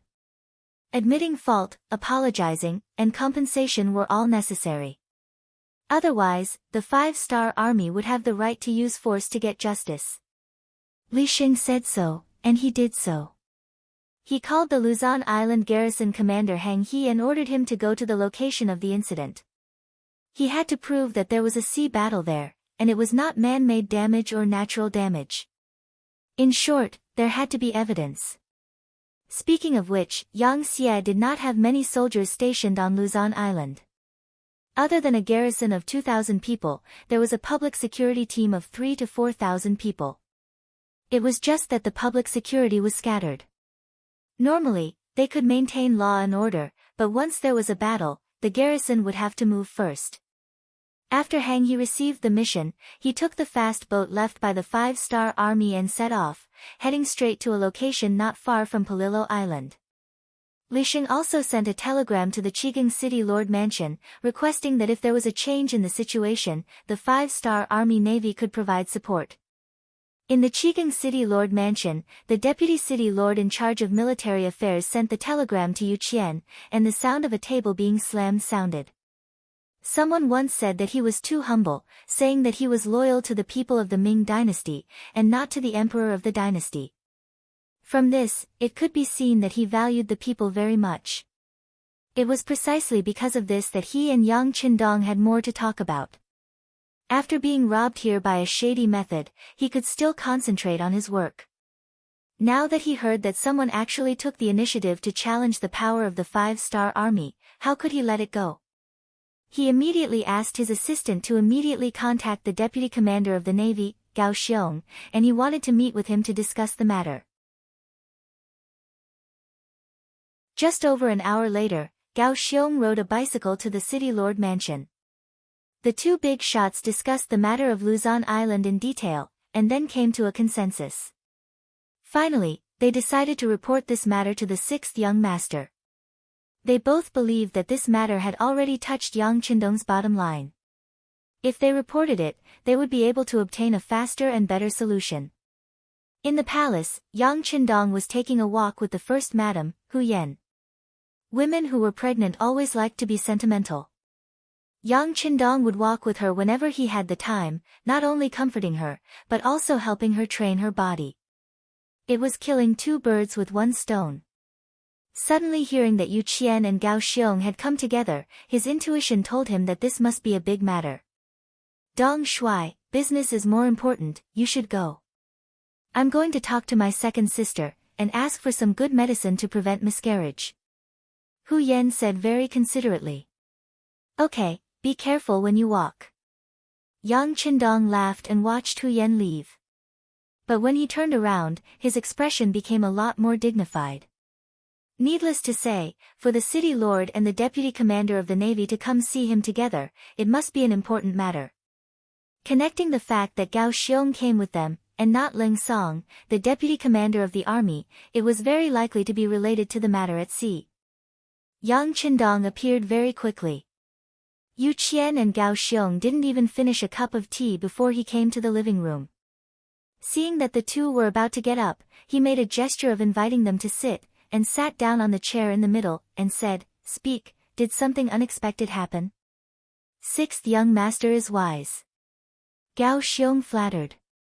Yu Qian was a lot calmer. He sent the telegram from Mayor Li Sheng, governor, to Yang Qindong and said, "Bugnam of Gojoseon, Mayor Li sent a telegram saying that a fishing boat in Luzon City, Yangtze's name for Luzon Island, was attacked." According to Chief Officer Wang Li, who escaped, it was the fast ships of the recently established Dafei Kingdom that attacked. Yang Qindong took the telegram and looked at it carefully, then raised his head. The telegram said that the fishing boat hung a 5-star flag. Could it be that someone dared to attack? Yes, sixth young master. This is what made us angry. They ignored our flag, which is clearly a provocation. Previously, we didn't have many immigrants in our hands, and the distribution of the islands was too loose. We also had the new Second Army established, and North Korea provoked us, so we didn't send troops to attack them. However, this became the reason why they looked down on us. This is too much. I think that we should immediately send troops to Song City to declare our sovereignty. If necessary, we can strengthen the patrols at sea as a deterrent. As the deputy commander of the navy, Gao Xiong's words represented the will of the entire navy. Listening to Gao Xiong's report, Yang Qindong's eyes flashed. Is this the navy's idea, or does the mayor's office have the same idea? The mayor's office is still waiting for the latest telegram. Didn't they say that Hang He, the commander of the Song City Garrison Regiment, has already gone to investigate? Yu Qian expressed his experienced and astute opinion. It was obvious that he wanted to get evidence first. This was also in line with the Han people's principle of doing things, which was to plan before acting. The results of the investigation? Is it really that important? Yang Qindong suddenly laughed, which made Yu Qian and Gao Xiong confused. They didn't understand what Yang Qindong meant. Without waiting for the two to figure it out, Yang Qindong already spoke. They have already sunk our ships. How long do we have to wait? I think we should order the troops to gather now and show these daring daft country how powerful we are. Do it now. But we don't have enough evidence. Yu Qian was shocked when he heard Yang Qindong so boldly decide to send troops. Evidence? Why do we need evidence? Don't you know what "don't need evidence" means? Moreover, it's already a fact that our fishing ships were sunk. The only ones who can do this in those waters are the daft country's army. So, what are we waiting for? Yang Qindong sneered. In the future, the words "don't need evidence" had restricted the development of a country. Considering various reasons, there were some things that had to be endured.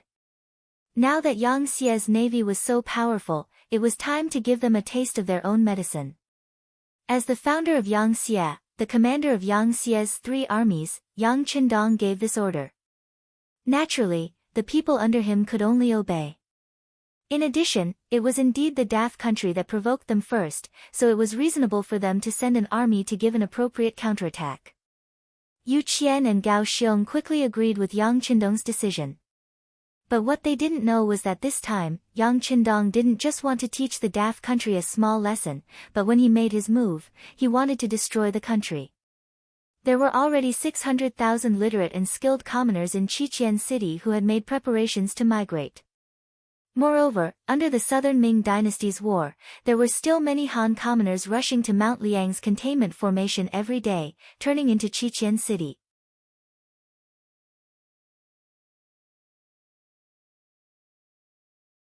Chapter 1007.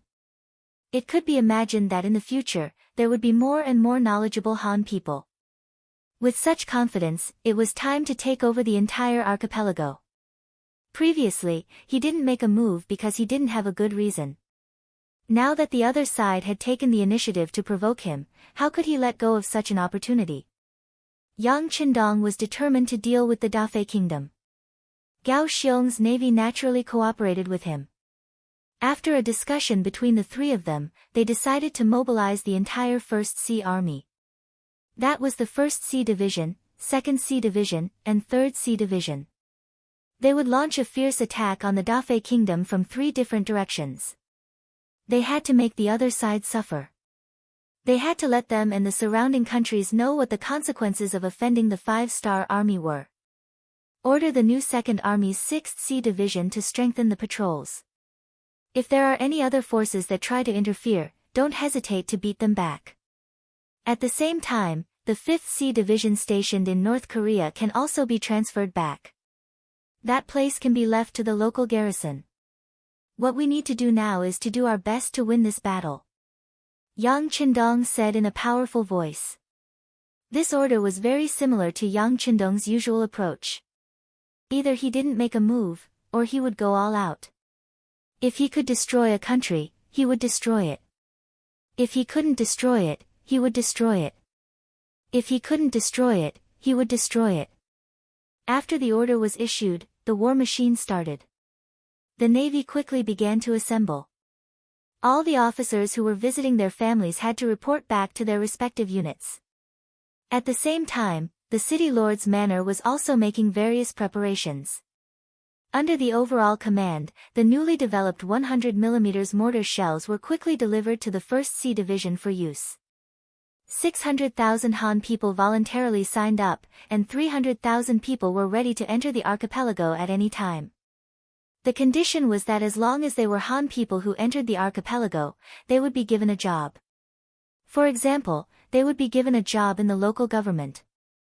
If they met the conditions, they would be given a job in the public security, hospital, school, industry and commerce, government, tax and other departments. Not only did the 300,000 Han people have to prepare for migration, the other provinces also had to prepare for the migration of people. Each province had to prepare at least 200,000 people. At the same time, they had to prepare to accept a certain number of indigenous people. This kind of interchangeable population exchange could often solve the problem of the local people huddling together to the greatest extent, allowing them to quickly forget who they were before, and better join the Han family. Above the sea, under Ma Li's guidance, Captain Hang He finally found the remnants of the ship that had been hit by the cannon fire. From the surface, one could clearly see that it had been hit by a cannon. With this piece of evidence, the ship quickly turned back and headed straight for the port of Luzon. But just as the ship turned around, dozens of Great F Country ships suddenly appeared around the sea. They were the Great F Country ships led by Duterte. He had long expected that the 5-star army would come to this area to search and inspect, so he had been waiting here. Initially, he wanted to wait for them to get closer, but when he saw that his prey was about to leave, he couldn't hide anymore. He jumped out directly, wanting to leave Hang He and the others here. Is it a Dafei ship? Hang He saw the enemy ships around him, and his eyes flashed with anger. This kind of encirclement exposed their ambitions without a doubt. Unfortunately, the ship he was on was not the fishing ship from before. He was piloting a level 3 warship left behind by the Navy in Song City. Not only did it have a constant speed, it also had a powerful 100mm mortar that could hit a target more than 10 miles away. At that time, it could be said to be the top artillery. Order the ship to speed up and leave. Order the artillery to reload the shells and adjust the range. If any ship dares to block our way, blow it up. Hang He said loudly. His order also made the crew members excited, and they shouted loudly to make various preparations. Although they were surrounded, the 5-star warship did not intend to surrender. Instead, it sped up, which greatly exceeded Duterte's expectations. He thought that the other party would take the initiative to stop and reason with him. Didn't all Han people do this? At that time, he would be able to kill everyone on the ship at a close distance and occupy the ship. He could see that this ship was not simple. Once it belonged to him, after going back to study it, it should be able to promote the development of their ships. Hang He was originally a company commander in the Cold Front Navy. At that time, it was City Lord Li Sheng who took a fancy to him and wanted him to stay, so he retired from the Cold Front Navy and transferred to the Garrison Regiment as the commander. Speaking of which, he was promoted a few ranks, but he still missed the time when he was a Cold Front Navy officer. Wherever he went, he was majestic. This kind of person, after many years of training, was warlike in his bones, and it was even more impossible to make him surrender. Therefore, when he gave the order to charge out and bombard the ships blocking their way, it really caught the Dafei Navy off guard. The combat power of the Garrison Regiment was very ordinary. Most of them were made up of foreign men who had only been trained and had not experienced real combat. They might be able to suppress bandits, but they were not mature enough to fight a big battle like this. Fortunately, this time Hang He brought out the elites of the regiment, and there were a few Cold Front members among them. There was no problem with them controlling the mortar. After adjusting the direction of the mortar and locking on to the target, a shot was fired directly at the Dafei Navy ship blocking their way. One of the advantages of the mortar was that it was more accurate to lock on to the target. In addition, the loading speed of the mortar was fast. Before the enemy was ready, the mortar was fired and hit the target. The powerful explosion and power almost flattened the enemy's ship. With one shot, the ship's main personnel were all killed or injured. It completely lost its combat power and could no longer pose any threat. This was a one-shot hit. The third-level warship that sped up rushed out of the encirclement before the Dafei Navy could react. It attracted the dissatisfied roar of Duterte. "Quick, catch up. We must destroy him. He dares to make an enemy of our Dafei Navy. He will definitely die." The clamoring Duterte led dozens of other Dafei Navy ships to chase after them. The sound of gunfire was heard, and huge waves were set off one after another on the originally calm sea. However, in front of the third-level warship, not a single shell could lock onto the target and hit the third-level warship. Hang He glanced back with a look of disdain on his face, but then his expression turned serious. The current situation was that he was lucky to escape. In the end, he was still the one being chased. If he was not careful, he might be caught by the enemy. If his luck was bad and he was hit by a shell, then in this vast sea, he would not be able to call for help. Speed up and move closer to the Luzon port.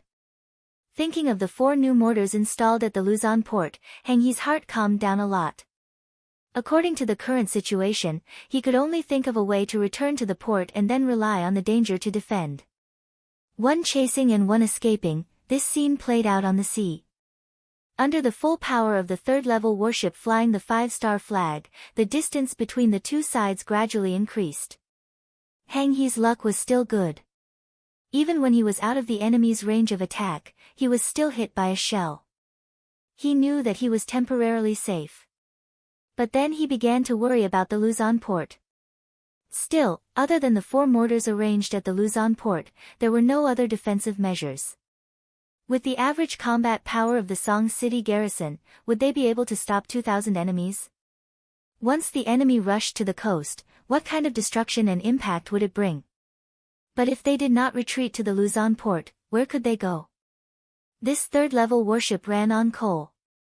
Considering the mission this time, it was equipped with about the same amount of raw materials. If they could not rush back as usual, they could face the predicament of running out of energy at any time. Although they had considered such a thing when they were developing the Level 3 naval battle system, and if they had no other choice, they could row the boats manually. However, with that kind of speed, wouldn't the enemy catch up to them very quickly? Speed up and return, then quickly gather the soldiers. Guard the port and ask for help from the higher-ups.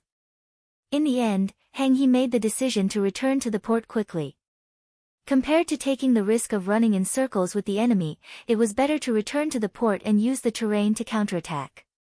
As one chased and one fled, the distance between the two sides kept increasing. However, it was obvious that the enemy behind him was enraged. They chased after Hang He with no intention of giving up. Judging from the direction the enemy was heading, it was likely that they were heading to the Luzon port. Considering that the battle had already begun, there was no need to wait any longer. Duterte could not help but want to show off his strength, rush to the Luzon port, and occupy the entire Song city. Before coming, Duterte had already read the detailed information about Song city. He knew that the five-star army only had a garrison here. The garrison had the same number of people as him, 2,000. Moreover, their combat power was far inferior to his. The enemy was just a bunch of new recruits. At the very least, many people in his team had been pirates nearby and had seen life and death. They were all bought by Abu Berkel with a large sum of money to serve him. In terms of combat power, he should not be afraid of them. More importantly, Duterte also knew that the garrison of Song City mostly used cold weapons such as knives, spears, and swords. Furthermore, he had 200 holotongs and 50 flintlock pistols in his army. The king had spent a lot of money to purchase them from Western merchant ships. This was where his advantage lay. If he used it well, occupying the entire Luzon island would not be a problem. At that time, he would become the hero of the entire Daf country. It could only be said that he was short-sighted. The inexperienced Duterte did not know how powerful the five-star army was. He, who did not live in this sea area before, thought that the five-star army was just like the natives of the mainland. After firing a few cannons and firing a few shots, the other party would really admit defeat and surrender.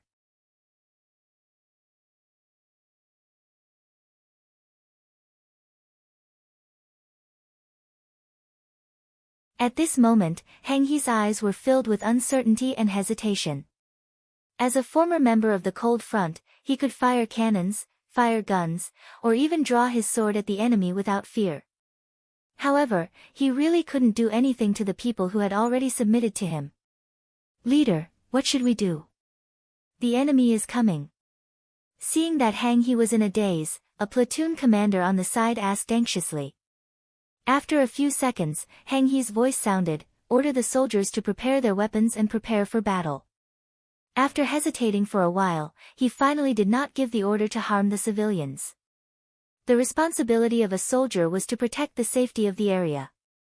If he needed to use the civilians as a stepping stone when the war came, he really couldn't bring himself to give such an order. A few of the foreign race company commanders who had joined later were confused when they heard that Hang He had abandoned the cannons and wanted to use people to fight the muskets. However, Hang He's attitude was very firm as he said, "This is an order." Just these 4 words alone already represented a lot of content. No matter how unwilling they were, it was an iron law for soldiers to obey orders. The few company commanders could only shake their heads and walk out of the turrets with resentment on their faces. At the same time, they looked as if they were ready to die.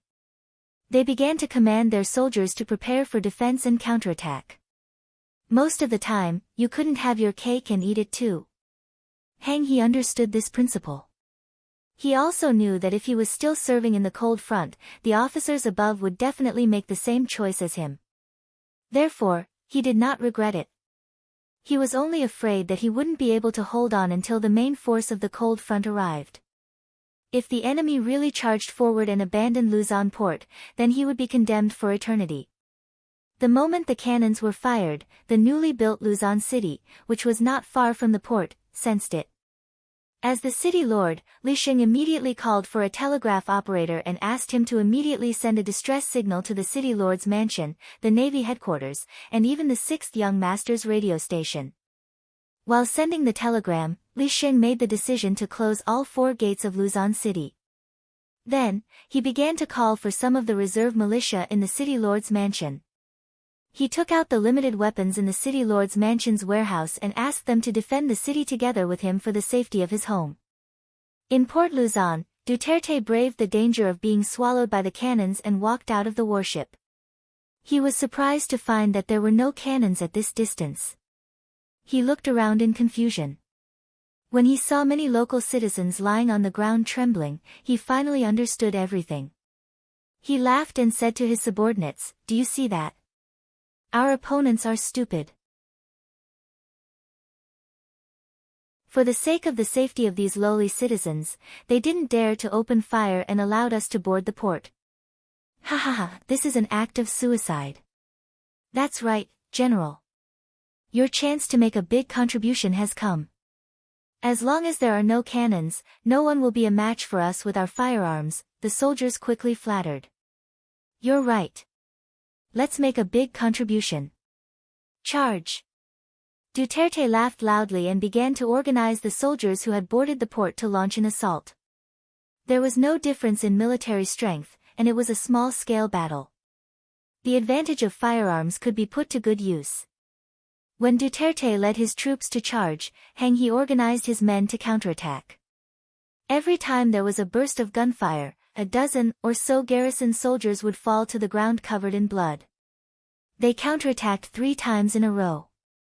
Although they had stopped the enemy's advance, they had also lost about 100 people.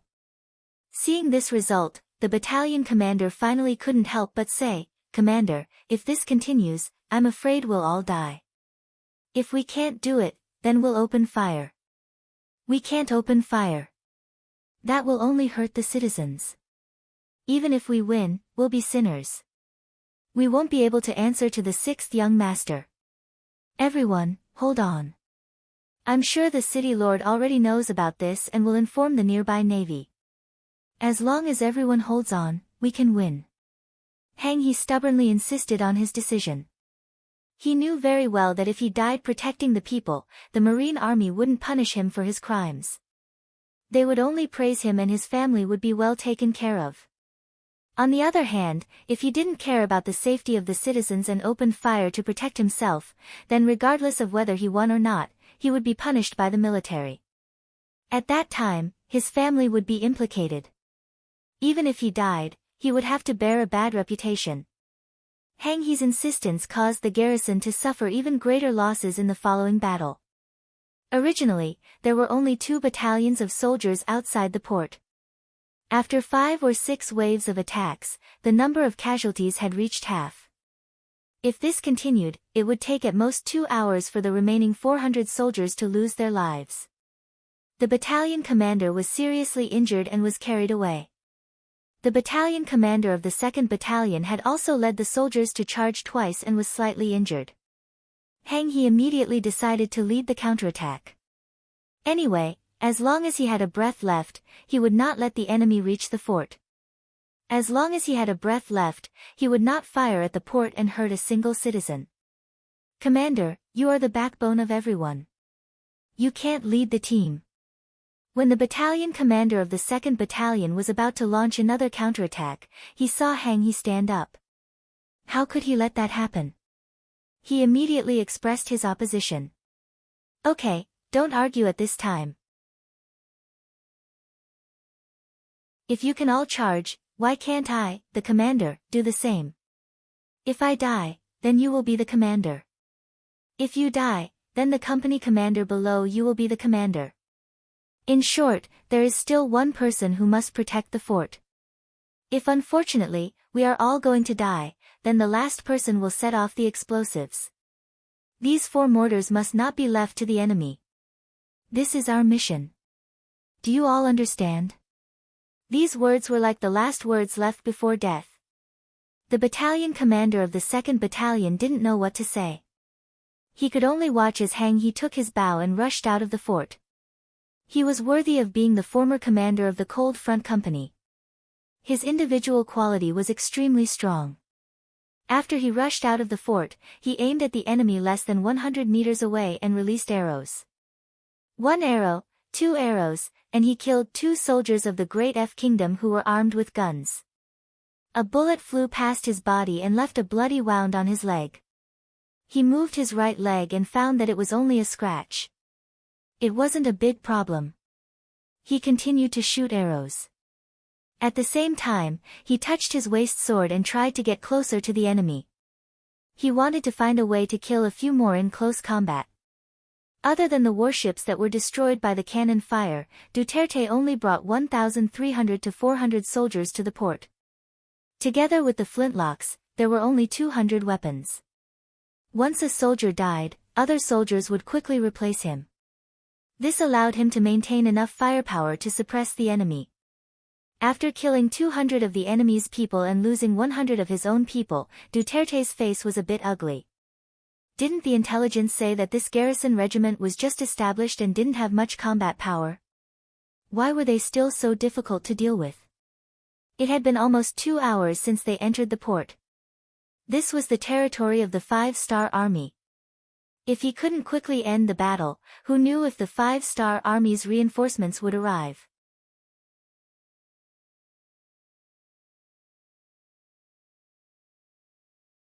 Chapter 1009.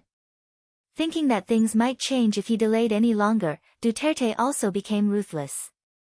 He shouted angrily at more than 200 gun-wielding subordinates. This time, everyone, let's go together. The enemy doesn't have many people left. We only need one charge to obtain the final victory. Anyone who kills the enemy will be heavily rewarded. Listen to my command and attack together. The general gave an order. Whether they were willing or not, they had to carry it out. In addition, they already had the advantage in numbers. The 200 men with guns stood up from the ground with a roar. They divided into 3 echelons and began to move forward. Whenever they saw the shadows of the 5-star army, they would immediately fire and then retreat to the echelons behind them. They would continue to reload and prepare to launch a new round of attacks. As a result, they formed a type of suppressive fire that made the 5-star army unable to raise their heads. Hang He was less than 60 meters away from the DAF soldiers. Originally, he was thinking of how to get close to the enemy and kill them with his sword. That way, the enemy could only fire 1 shot at a time. But when he saw the enemy coming in an orderly manner, his eyes had a sense of helplessness. In this situation, even if he jumped out, he would only become a target. The enemy was getting closer and closer. The soldiers in the fort were suppressed by the guns and could not raise their heads to fight back. Hang He and the dozens of soldiers outside were also suppressed and could not show their heads. The sound of footsteps was getting closer and closer. Everyone, prepare to fight back with me. He knew that he could not wait any longer. Even if it was dangerous, he had to rush out and kill them in close range. As for what kind of effect he could achieve, it was all up to fate. At this time, Hang He remembered the oath he made when he first joined Ling Feng. Protect the country, die without fear. Perhaps this was the time to fulfill his promise. Everyone, get ready. I will count to 3. Everyone, charge together. 1. 2. Just as Hang He was about to shout, 3, a series of gunshots suddenly rang out. It was as if firecrackers were going off continuously. Hundreds of meters away, countless Navy soldiers wearing white military uniforms appeared. They were all holding Type 95 rifles, firing continuously while rushing forward. They surrounded the harbor. The sound of gunfire was endless, and under the continuous stream of people, the soldiers of the Daf kingdom who were about to charge forward were killed from a distance. Both of them held a gun, but comparing a huatong to a flintlock gun was like comparing a fire stick to a sharp weapon. They could not be mentioned in the same breath. The sudden appearance of the 5-star army caught the DAF soldiers off guard and made them dizzy. Kill! The commander of the 1st Sea Division, Nha Tong, personally led the troops. Wearing the rank of a 4-star colonel, he was like a beast that had been released from its cage, constantly charging forward. The 9.5 in his hand constantly spat out tongues of flame, reaping one enemy's life after another. Beside him, the soldiers who were like white waves were also charging forward bravely. Looking at the soldiers of the Great F country, their formation was in chaos due to the sudden attack. Countless soldiers were shot and killed. Even the arrogant Duterte was forced to lie on the ground, he didn't even dare to raise his head. If someone had said that they could suppress him to the point where he couldn't raise his head with a flintlock before this, he would definitely not believe it and would only laugh at the other party for being ignorant. But everything really happened. He finally realized that the so-called powerful firearms of the Great F country were just a joke, a self-deceiving joke. Gravel around him was constantly being hit, shattered, and flew in all directions. Occasionally, it would cut through his clothes and leave wounds on his body. However, at this moment, Duterte had completely forgotten about the pain. His entire body was trembling, like a wild wolf that had always been used to being a tyrant, suddenly discovering that the person standing in front of him was a ferocious tiger. His firepower was completely suppressed. Looking from afar, there were shadows of enemies everywhere. Looking back, he was also surrounded by enemies. At that moment, Duterte knew what the result would be if he continued to fight. Duterte, who didn't want to die and was also afraid of death, didn't hesitate and directly shouted, "Don't kill me, I surrender, we surrender." It was the same for the general. It was easy to imagine that when the soldiers below heard this shout, it was as if they had heard the sound of nature. One after another, they shouted to surrender. Then, without waiting for the 5-star army to reply, they threw their spears and spears all over the ground. It was as if they had given up on resisting. This was an army that only knew how to bully people. Facing the unarmed people of Polillo Island and the unarmed fishermen on the fishing boats of Song City, they wantonly displayed their killing intent. Facing the stubborn resistance of the Luzon Island garrison, they pounced on them like hungry wolves, relying on their powerful firearms to display their bloodthirsty side. But the moment they met the 5-star army, which was stronger than them, they immediately cowered. After only one wave of attacks, they immediately chose to surrender. This was how they should behave. Such an army was only fit to bully some commoners who were far inferior to them. If they were faced with a strong army, they would not even be as good as the commoners. Duterte surrendered, and the thousands of soldiers behind him also surrendered. On the port of Luzon, in front of the turrets, a large number of people knelt down. At this moment, they were surrounded by the 5-star Navy. They couldn't do anything other than covering their heads with their hands. Yang Qindong, accompanied by the deputy commander of the Navy, the commander of the 1st Marine Army, Gao Xiong, and others, boarded the port. What he saw was a scene of devastation. He saw the tragic scene of countless people dying under the guns of the Great F country's soldiers. The commander of the 1st Division, Nia Tong, quickly sent people to understand the results of the battle. He also saw Commander Hang He. At this moment, he saluted Yang Qindong and reported the situation. When he reported the number of casualties, Yang Qindong's face became darker and darker. Reporting to the 6th young master, the above is the specific process and result of this battle. Please tell us everything, 6th young master. After Division Commander Nia finished his report, he saluted again. Then, he handed over his authority and stood to the side. After a while, countless people on the port also rushed over. Some of them were lucky and escaped from the battle. Some heard the gunshots and rushed over to save their families. Looking from a distance, there were about 2,000 to 3,000 people densely packed together. Unlike before, when they saw the garrison troops, they kept a respectful distance from them. At this moment, when they looked at the wounded garrison troops, there was only admiration and admiration in their eyes. Obviously, they could use the 4 cannons built in the port to counterattack and form an overwhelming attack. But in order to protect the lives of the people, in order to not let innocent people be affected, they didn't do so. Instead, they used their own lives to fill in the gaps. They truly did the action of sacrificing their own lives to protect the people. Just based on this, they were worthy of the respect and love of the people. After silently listening to Nia Tong's report, Yang Qindong found himself a high ground and stood on it. His gaze first fell on the surrounding civilians who had rushed over, then he looked at the hundreds of soldiers of the garrison regiment who had very excited expressions. All sorts of feelings welled up in his heart, and an unspeakable thought rapidly formed in his mind. Mencius said, "The people are the most important, the country comes second, and the ruler is the least important." For so many years, this was often just a slogan.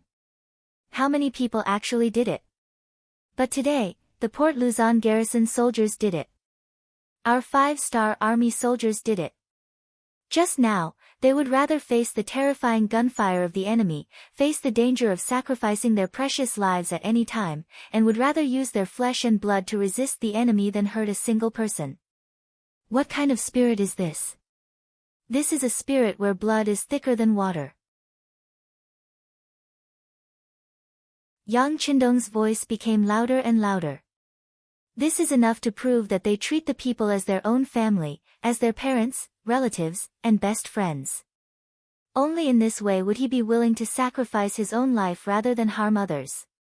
Just based on this, they are the most adorable people of this generation. Everyone, am I right? The most adorable people, the most adorable people. At that moment, the thousands of people who were at the forefront shouted like a tide, their momentum soaring to the sky. And such shouts and Yang Qindong's speech also moved Hang He and the others, making them and the people couldn't help but tear up. He gestured for them to stop, and the shouts stopped abruptly. Even the thousands of commoners were now like an organized army, obeying orders and listening to commands. They did very well. Everyone's performance was also very good. Because of this king will now make 3 decisions. First, bury and compensate all the soldiers and people who died in this battle. They were all innocent people who died to fulfill their duty. They were invaded and died for no reason. We must remember them and treat their relatives who are still alive well. We must let the dead close their eyes in peace, and the living can also go into battle with light burdens so that they can live a more exciting life.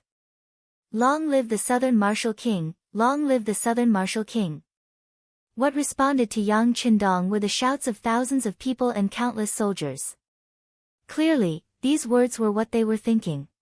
After making a stop gesture again, Yang Qindong continued, Second, from today onwards, the garrison regiment will be officially promoted to the Song City Garrison Division. The division commander will be Hang He, and there will be 5 regiments under his command, each with 5 battalions, a total of 10,000 people. At the same time, he will be equipped with 5 third-grade warships and 1 fourth-grade warship. Under his command, he will protect the peace of this region. Long live the Southern Martial King, long live the Southern Martial King. Third. From Luzon Island to Sumatra Island in the southwest, it has always been the Great Ming's territory. The existence of the Great Ming's old port is proof. Now, the Great Ming country is wantonly invading our territory, taking our benefits, killing our people, and stealing our territory. Their actions have angered both men and gods. Henceforth, this king announces that we have lost control. Anyone who dares to resist in this region will be killed. Anyone who betrays the country will be killed. Anyone who doesn't back down will be killed.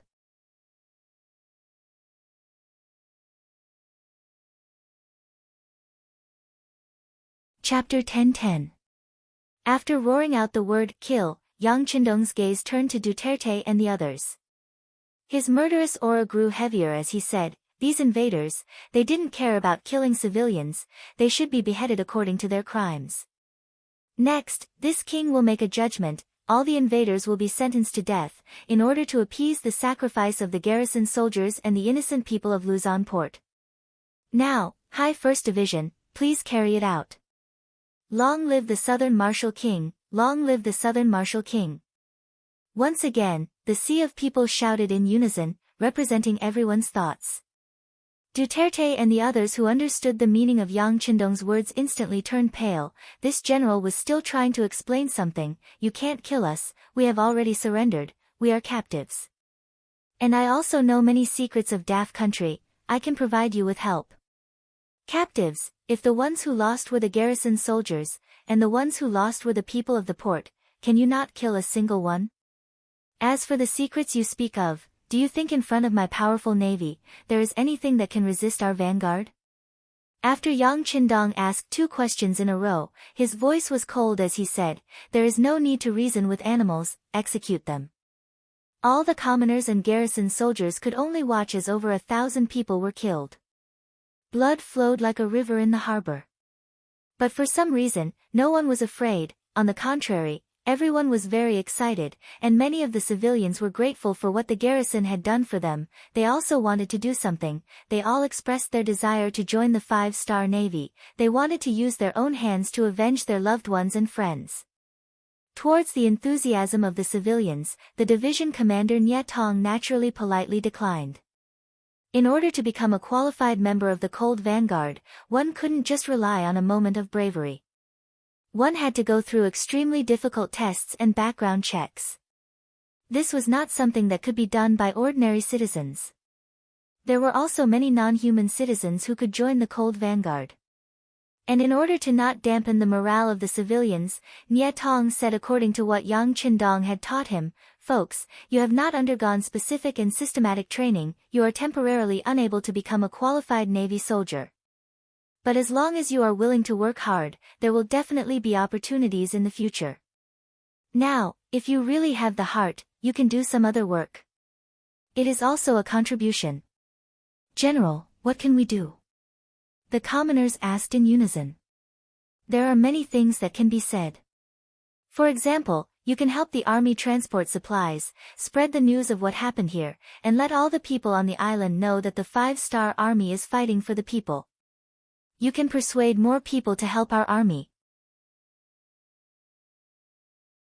When we defeat the Great F country's army and reclaim the island, you can immediately rush to the island to maintain the law and order there, guard the property there, prevent the return of invaders, and prevent people from causing trouble in our rear. You can do all of this, and you can even do it. Furthermore, the Southern Marshal Qing will not let you do all this for free. He will give you a certain amount of reward to express his gratitude. At the same time, it will also strengthen your feelings as the masters." Nie Tong did not know if this would be useful. In his eyes, these people were just civilians. Since they were civilians, what they needed to do was to live their own lives and try not to cause trouble. How many people would do something like helping in a war? Nie Tong's idea was not unreasonable. Since ancient times, when faced with war, most people chose to retreat and escape. The people who truly had the courage to face it, or even rush to participate, were few and far between. But Yang Qindong did not think this way. Once, when he attacked the Phnom Penh dynasty, which was the current Cambodia province, he had borrowed the power of the civilians. When he led the army to fight in the front line, it was the Phnom Penh civilians who constantly followed behind, helping them bury the bodies, transport supplies, and finally, in a month's time, they defeated a large dynasty. After that experience, Yang Qindong liked this method. Next, Yang Qindong wanted to conquer the entire Daf country. There were many islands, and if he had to fight and defend one place at a time, he would need to constantly divide his troops. In the end, there was a high possibility that he would not have enough troops. But if he had the help of the civilians, then it would be different. Not only could he save his troops, but he could also borrow the persuasion of the civilians. It was a method of killing two birds with one stone. Commander Nie Tong's words fell into the ears of the civilians. Not long after, it also spread to the ears of many other civilians. When the garrison regiment faced the invasion of the enemy, they would rather use their bodies to block the bullets than use their cannons to harm a single civilian. This moved many people, making them believe that the 5-star army was the army that saved the world. Naturally, the Intelligence Bureau and the Han people who moved here added fuel to the fire in the dark. But at the same time, helping the 5-star army would give them benefits and rewards. This kind of benefit, in addition to the fact that Port Luzon did exist, made it hard for them to reject. In the following battle, these commoners indeed played an extremely important role in assisting the army. Duterte and more than 1,000 soldiers of the Dafe country were killed at the port. They avenged the dead soldiers of the garrison regiment and the people of the port, and also played the role of a flag sacrifice. Next, Yang Qindong personally led the 1st Sea Division from the north and went straight to the Ditsao Island of the Dafe country. Just as the 1st High Division received the telegram and headed towards Port Luzon, the 2nd High Division and the 3rd High Division also headed towards their respective targets. The 2nd High Division's commander, Zhao Chengwang, headed towards the west, while the 3rd High Division's commander, Long Yuntian, headed towards the east. Mindoro Island was the first island and target to be conquered on the west. On this island, there were about 5,000 soldiers of the Daf country and 60,000 civilians. The largest city on the island, Mayu City, had the largest Mayu port on the island. When the five-star army's flag appeared in the distance, and hundreds of warships appeared, the soldiers of the Daf country were dumbfounded. When the third-level warships and second-level warships appeared, and under the command of the division commander, Xiao Changwang, the entire port was soon plunged into a sea of fire. The ships, soldiers, and defensive buildings left here were destroyed in a very short period of time. Before most of the civilians in the city could figure out what was going on, the 2nd Division's main force had already begun to disembark at the port. With the support of artillery fire, they entered Mayu City after an hour, killed all the enemies who resisted, and occupied almost all the military facilities and warehouses here. From the firing to the end, less than 2 hours had passed. More than 1,000 soldiers of the Daf country were killed and injured, and the rest were all captured. Under the cover of artillery fire, the entire Mindoro Island did not even have a single ship escape. Such a victory was incredible in the eyes of others, but in the eyes of the five-star navy, it was so common. If there must be a word to describe it, it was like using a cannon to kill a mosquito. Compared to the well-trained and extremely advanced firearms of the five-star navy, dealing with the unprepared soldiers of the Daf country, from the beginning to the end, was completely crushing. There was no pride or complacency at all. After occupying this place, the first thing the 2nd Division commander Xiao Changwang did was not to count the war gains, but to say to the dispatcher next to him, "Immediately report to the 6th Young Master and the Navy headquarters that the war on Mindoro Island is over, please send someone to take over." In addition, the 2nd Division intends to continue south with the main force, please give instructions. A small island like Mindoro was naturally unable to satisfy the appetite of Division High and Division High, so it was expected that they would continue to fight. Not only did Division High and Division High act this way, Division 3 Long Yuntian's subordinates also quickly reported to Yang Qindong and the Navy headquarters to continue to fight. Long Yuntian was favored by Yang Qindong and finally became the head of the 3rd Division as he wished. He would do his best to prove that the 6th Young Master did not misjudge him. In his eyes, this battle was the time to perform well, so after receiving the order, he led the 3rd Division commander high straight to Katanduane's island. Due to the distance, the time taken to launch the attack was not as fast as the 2nd Division. However, from the moment they entered the island to the moment they fired the cannons, it only took them 2 hours. This was not because the combat power of the 3rd Division was stronger than that of the 2nd Division. Instead, it was because Katanduane's island was too weak, so the speed of their attack was much faster. Yang Qindong, together with the main force of the 1st Division and the Navy headquarters, soon after leaving the port of Luzon Island, they received reports from the 2nd Division and the 3rd Division. The speed of the military progress was smoother than expected. After Yang Qindong read the report, he just casually handed it to the deputy commander of the Navy Gao Xiong and said, "With such strength, they dare to go against the five-star army, there is no need for this Daf country to exist." It was said that the more daring a person was, the more bountiful the land would be. In Yang Qindong's eyes, Daf country was not in his eyes. If it was not for the fact that he was not fully prepared, and that the resources in the islands were not that abundant and scattered, this place would not have become his early target. If there was someone to blame, it was the merchant Abu Burkle who was blinded by profit and did something that led to his own death. Since it was like this, Yang Qindong would fulfill his wish. Gao Xiong took the telegram and quickly read it.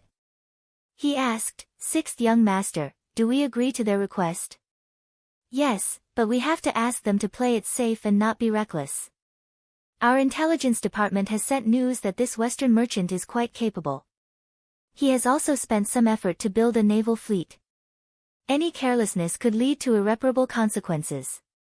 Also, inform the logistics department that the transport ships can be activated and quickly occupy the occupied islands." Yang Qindong gave the latest order.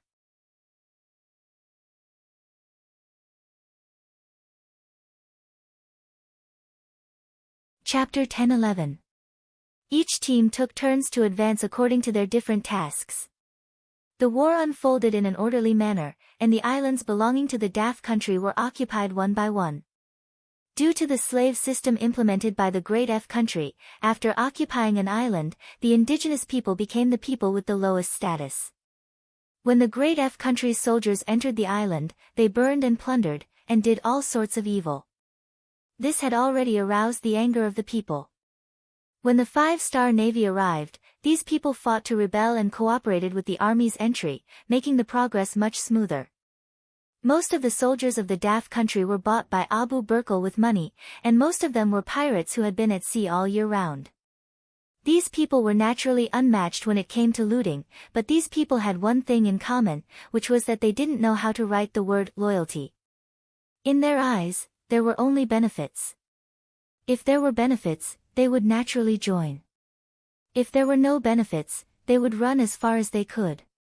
With such a temperament, when the news of the 5-star Navy's attack came, many of the Daf country's soldiers, former pirate groups, on the islands fled. In some small islands, they didn't even do anything to resist. When the main force of the 5-star Navy arrived, they often encountered an island that was unprepared. What they saw were the indigenous people who didn't resist at all. With such a big change in the situation, the 2nd and 3rd naval commanders reported the situation again. Yang Qindong quickly responded. Since the local people were also exploited, as long as they sincerely submitted to Yang Xia and Song City, they wouldn't be harmed.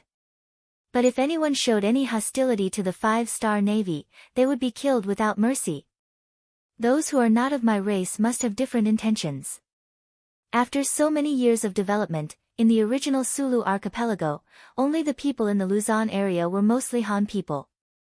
They still had feelings for the great Ming dynasty. The people in the other archipelago moved here later. They had their own beliefs, and many of them were influenced by Islam. For such a hidden enemy, Yang Qindong would never be lenient, because he knew that today's kindness may be exchanged for understanding sorrow. At the same time, Yang Qindong also issued another order. For the pirates that previously belonged to the Daf kingdom, kill them if possible. If they couldn't kill them, they had to be driven out of the sea. In short, any forces or individuals who dared to be enemies with Yang Xia must not be allowed to survive. The 5-star Marine warriors, who have always been warlike and composed of elites, are waiting to make contributions and obtain unparalleled glory. In order to achieve this goal, the worst thing was to have no battles to fight. This order coincided with the thoughts in his heart. Naturally, he would not be polite. The warship continued to accelerate. Once it bumped into the Dafei Navy or the foreign pirates, it would not be polite. It would shoot out cannonballs. It did not know how many ships were damaged. The color of the sea became a lot redder because of this. The continuous victories of the First Ocean Army naturally caused some people to jump and curse. In Marilag city of MLL Island, the temporary capital of Daf country, King Abu Burkle was sitting on a throne as he pointed at the officials below and scolded. "What the hell is going on? Didn't you say that our army is composed of elite pirates who have experienced naval battles all year round? Didn't they boast to this king that if the 5-star army dares to come, they will definitely destroy them at sea? Why is it that when the real battle starts, they are so weak? Who can give this king an explanation?" As Abu Burkle spoke, his gaze landed on Ferdinand, who stood at the top of the vassals. Ferdinand, who was deeply trusted by King Abu Burkle, was given the position of Prime Minister. The main job he was responsible for was to deal with the pirates and was in charge of the military. In his bones, Abu Burkle was still a businessman. He valued profit more. Originally, with the help of his family that had been doing business for generations, he had some foundation. Doing business in this archipelago was like a fish in water. He seemed to have a pair of innate wisdom, always able to do things with appropriate things very well. To put it bluntly, he could transport the most common goods from one place to another in a very short period of time and sell them at a high price. Then, when he returned, he would bring back the specialties of the other place and sell them at a high price along the way. It was because of this unique talent that Abu Burkle's business grew bigger and bigger, and the money in his hands grew bigger and bigger.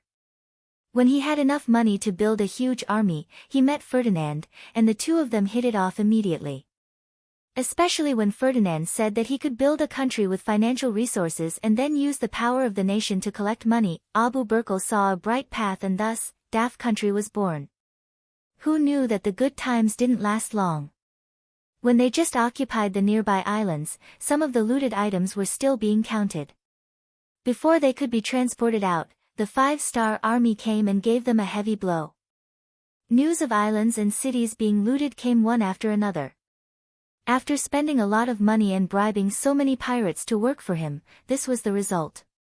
Abu Burkle, who spent the money, was naturally very distressed. At this moment, his gaze toward Ferdinand was naturally full of hostility. Prime Minister Ferdinand, who was stared at like this, felt very wronged. He was only ordered to contact those pirates. In the end, one paid, and the other contributed. It was a cooperative relationship. How could he have the ability to control these pirates? Now that they were facing a more powerful 5-star army, they cowered. What did this have to do with him? But when he thought about how Abu Burkle was a vengeful person, if he didn't react, he might be the next unlucky one. Left with no choice, he could only step forward and say, "Your Majesty, the 5-star army came prepared, but our army was completely unprepared. Unprepared against unprepared, plus the other party originally planned well. With superior military strength against our inferior military strength, how could we not lose? But as long as we can gather our army and form a similar scale, the situation will definitely be reversed. These pirates are the forces of other sea regions that have been unhindered for many years.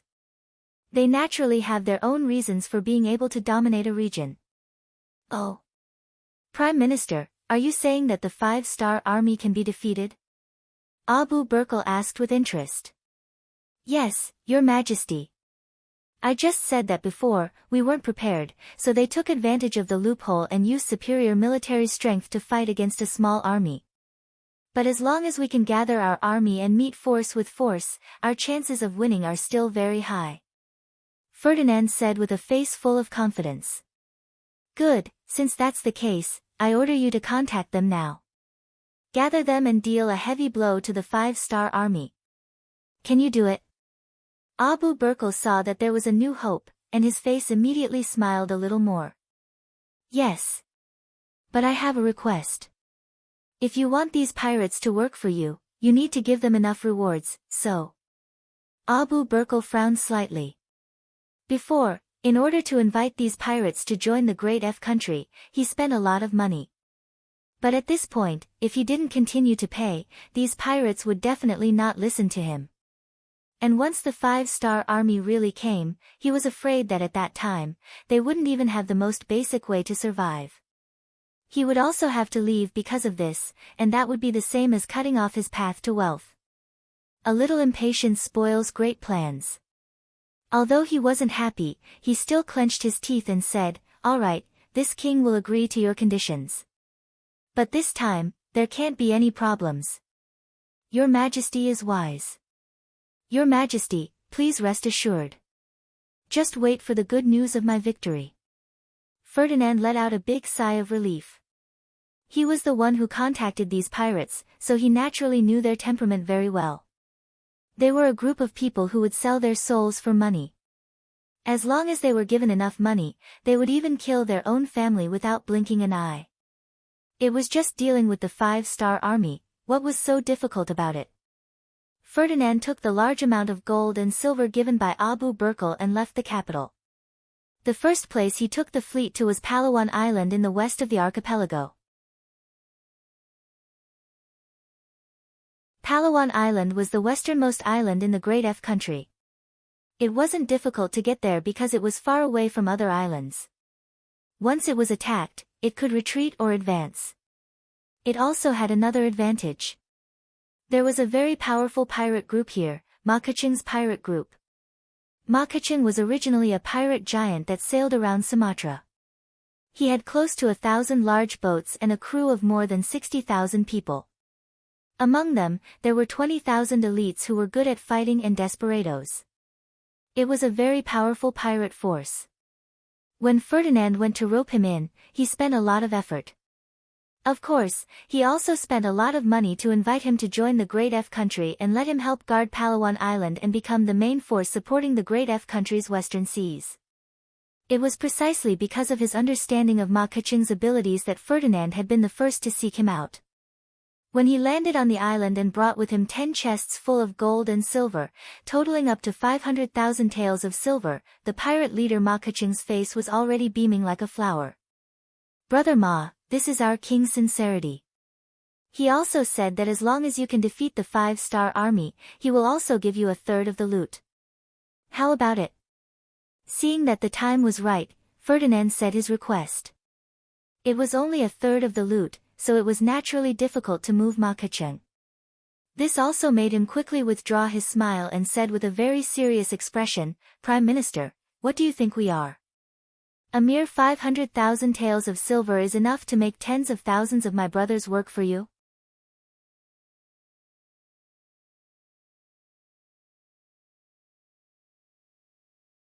Chapter 10-12. Hee, Brother Ma is lacking. You probably don't know how powerful the 5-star army's ships are. Let me tell you, they have the fastest power in the world. At the same time, each ship is equipped with cannons that are several times more advanced than ours. Once we defeat them and occupy their ships, it will greatly increase Brother Ma's strength. Moreover, the king said 1/3, but he isn't here. How much 1/3 is there? Isn't it up to the two of us to decide? Oh. Hearing that the spoils of war were so generous, Ma Keqing was already tempted. When he heard Ferdinand's words, he smiled again. Then everything will depend on the Prime Minister. No, all victory will depend on Brother Ma. This time, the enemy isn't weak. Don't hold back. A smile appeared on Ferdinand's face as well, followed by bursts of laughter. The two of them had reached an agreement just like that. There were no eternal friends, no eternal enemies, only eternal benefits. When the benefits were big enough, people would take risks. Ma Keqing made the decision to fight with the 5-star army. In order to tilt the scales of victory towards here, Ferdinand used his identity as the Prime Minister of Da F country to give orders to the nearby sea regions. Once the battle started, they were required to do everything possible to stop the nearby 5-star army's reinforcements. They had to buy enough time for them to destroy the enemy's main force. Regarding this, Ma Keqing didn't put it in his eyes. He said bluntly, "We have already investigated. The 5-star army's navy is divided into 3 parts. Each part has less than 10,000 people and less than 200 ships. As long as they are surrounded by us, they won't be able to escape, let alone send a message." What Ma Keqing meant was that Ferdinand's actions were superfluous. Ferdinand laughed and said, "I don't think Brother Ma's goal is so short-sighted. I arranged a few people to watch over the other 5-star army's main force. If we can destroy more enemy ships, wouldn't we gain more benefits?" "Oh, that's feasible." Ma Keqing laughed heartily, as if the main force of the 5-star naval division was already present and could be easily manipulated by him. This was not his fault. He could only blame himself for the fact that the 5-star naval division was only active in the area around Little Ryukyu Island. They were only passing by Sumantala. Considering their limited military strength, they had not established any influence there. Those who didn't know didn't care. Ma Keqing didn't know the strength of the 5-star army's navy, which was why he made such a decision. But reality soon, not all ships' navy's navy. Some power was like a sharp blade's edge, it was impossible to block off its light fleets' light, set Ma Keqing's navy's navy's navies.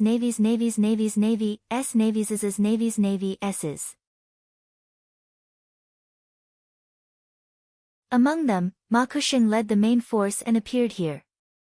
He was ready to fight a decisive battle with the 5-star army. However, he had already set up hundreds of warships and tens of thousands of bandit soldiers in the surroundings, ready to surround them. Using oneself as bait to lure the enemy over and surround them had been done many times. Ma Keqing's face was naturally filled with confidence. After arranging everything, he ordered the scout ship to leave and find the main force of the 5-star army to lead it over. The Five-Star Army's main force was Hai's 2nd Division. Division Commander Zhao Changwang first raided Mindoro Island and occupied it without much effort. After that, all they had to do was wait. 3 days later, the logistics forces arrived, bringing with them countless Luzon residents and a battalion of garrison soldiers. After taking over the coastal defense of this place, the 2nd Division continued south, taking over 6 or 7 islands of various sizes, including Busanga Island. The result was the same. Because these islands were too small, it was impossible for any army to be stationed there. When Hai's 2nd Division arrived, these so-called Dafei's army either fled at the sight of them or chose to surrender after being surrounded. There was not even a decent battle. This made Division Commander Zhao Changwang and the officials of Hai's 2nd Division very unhappy. A group of true elites had their own dignity. If the enemy couldn't even withstand a single blow, then there would be no challenge at all. For them, this kind of expedition would become a boring thing. Until the scout ship sent by Ma Keqing suddenly appeared, Zhao Changwang, who had been dozing off, opened his eyes wide again. Division Commander, look at that flag. It's the scout ship of Ma Keqing's pirate group. Should we defeat them and feed them to the fish in the sea? 1st Division Commander Shen Xing stood in the captain's room and asked excitedly. No. Zhao Changwang hurriedly made a hand gesture and said with a look of anticipation, I've heard that Ma Keqing's strength is not bad. It's not easy to see their scout ship. Of course, we have to follow them and find their main force for a decisive battle. Like this, pass down the order. All warships are not to fire. Just follow these scout ships. We have to find the enemy's nest and destroy them in one fell swoop. With the division commander's order, the entire 2nd Division's 200 warships quickly moved. They adjusted their direction and followed behind the scout ships towards the west. Originally, Zhao Changwang was worried that the other party was a fast scout ship. If he did not follow them closely, he would lose them. However, when Zhao Changwang found that the other party was not going all out and seemed to be waiting for him, he suddenly had a bad feeling. At the same time, 1st Division Commander Shen Xing also felt that something was wrong. He said with concern in his heart, Division Commander, the speed of the scout ship shouldn't be this slow. Do you think they are deliberately leading us there? Originally, he had some doubts in his heart. Now that his subordinate also had the same thought, Zhao Changwang was almost certain of the other party's plan. He nodded and said, what you said is exactly what I was thinking. It seems that the other party is prepared for a decisive battle with us. That's exactly what I was thinking. Tell the fleet to slow down and keep a sufficient distance between each ship. Be prepared to fight at any time. At the same time, report everything that happened here to the headquarters. When it came to such a big battle, Zhao Changwang had to report it. This was originally the rule of Yang Xie's army. When this telegram was sent to the headquarters, Yang Qindong and the 1st Division had just occupied Panay Island. They were checking their harvest here.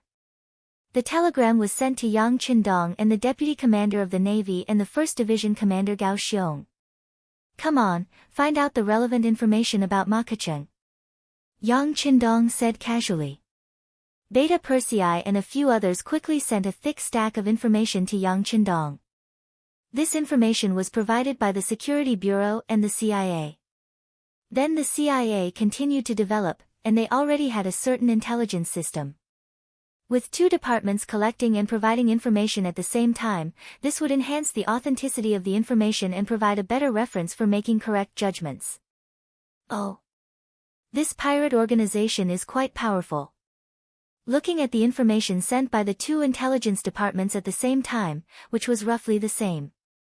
Looking at the numbers above, there were thousands of warships and more than 60,000 soldiers. Yang Qindong couldn't help but be shocked. One must know that the pirate forces were not comparable to other forces. Surviving at sea all year round made their needs greater than on land. Let's put it this way. If a force had 60,000 people on land, it wouldn't be surprising. If it was done well, even a county magistrate could do it. But to have such a huge force at sea, the resources needed were too much. It was enough to show that this was not a small force. Gao Xiong also saw this group of forces, then said worriedly, "Sixth young master, enough ants can bite an elephant to death. In the face of such a strong enemy, I'm afraid that even if C's second division wins, they will have to pay a certain price. It's better to send reinforcements immediately." "Reinforcements are needed." Yang Qindong nodded in agreement. Although he was confident in C's second division, with the power of their warships and cannons, as long as they were not ambushed in their sleep, they would have the ability to break out of the encirclement. But just passively taking a beating was not his style. The establishment of each C division used a lot of financial and material resources in Reiken City. Any loss would make him feel distressed. How about this? Send a telegram to the C 4th Division patrolling the nearby sea area. Let them quickly approach C 2nd Division. Don't let them meet up first. Once they find that the enemy is surrounding them, attack them from both inside and outside. 1 C 2nd Division and 1 C 4th Division. With such a force, even if they were facing a force several times stronger than them, they would still have the ability to counterattack. Yang Qindong gave the order, and Gao Xiong nodded in agreement. Then he asked, "The enemy has already made their move. Sixth young master, I think we should also hurry up. Everything on Panay Island will be left to the garrison and the people. Should we continue to move forward?" "Yes." Yang Qindong nodded silently, and his eyes fell on MLL Island on the sand table. This time, Daft Country went to war without declaring war, killing and injuring so many soldiers and people. If they did not teach them a lesson, wouldn't they be looked down upon by others? Wouldn't anyone dare to provoke them in the future? C 1st Division set sail again, and the fleet headed south. Thousands of nautical miles away in the west, at this moment, ships were also densely packed. The tense atmosphere before the war appeared on every pirate's head, indicating that a life-and-death battle seemed to be about to begin at any time. Compared to the tension of the soldiers below, Ma Keqiang, as the leader, was very relaxed. In his opinion, with more than 6 times the number of troops and 5 times the number of warships, the 5-star army had already become his meal, the meat in the bowl. At this time, he consciously ignored 2 problems.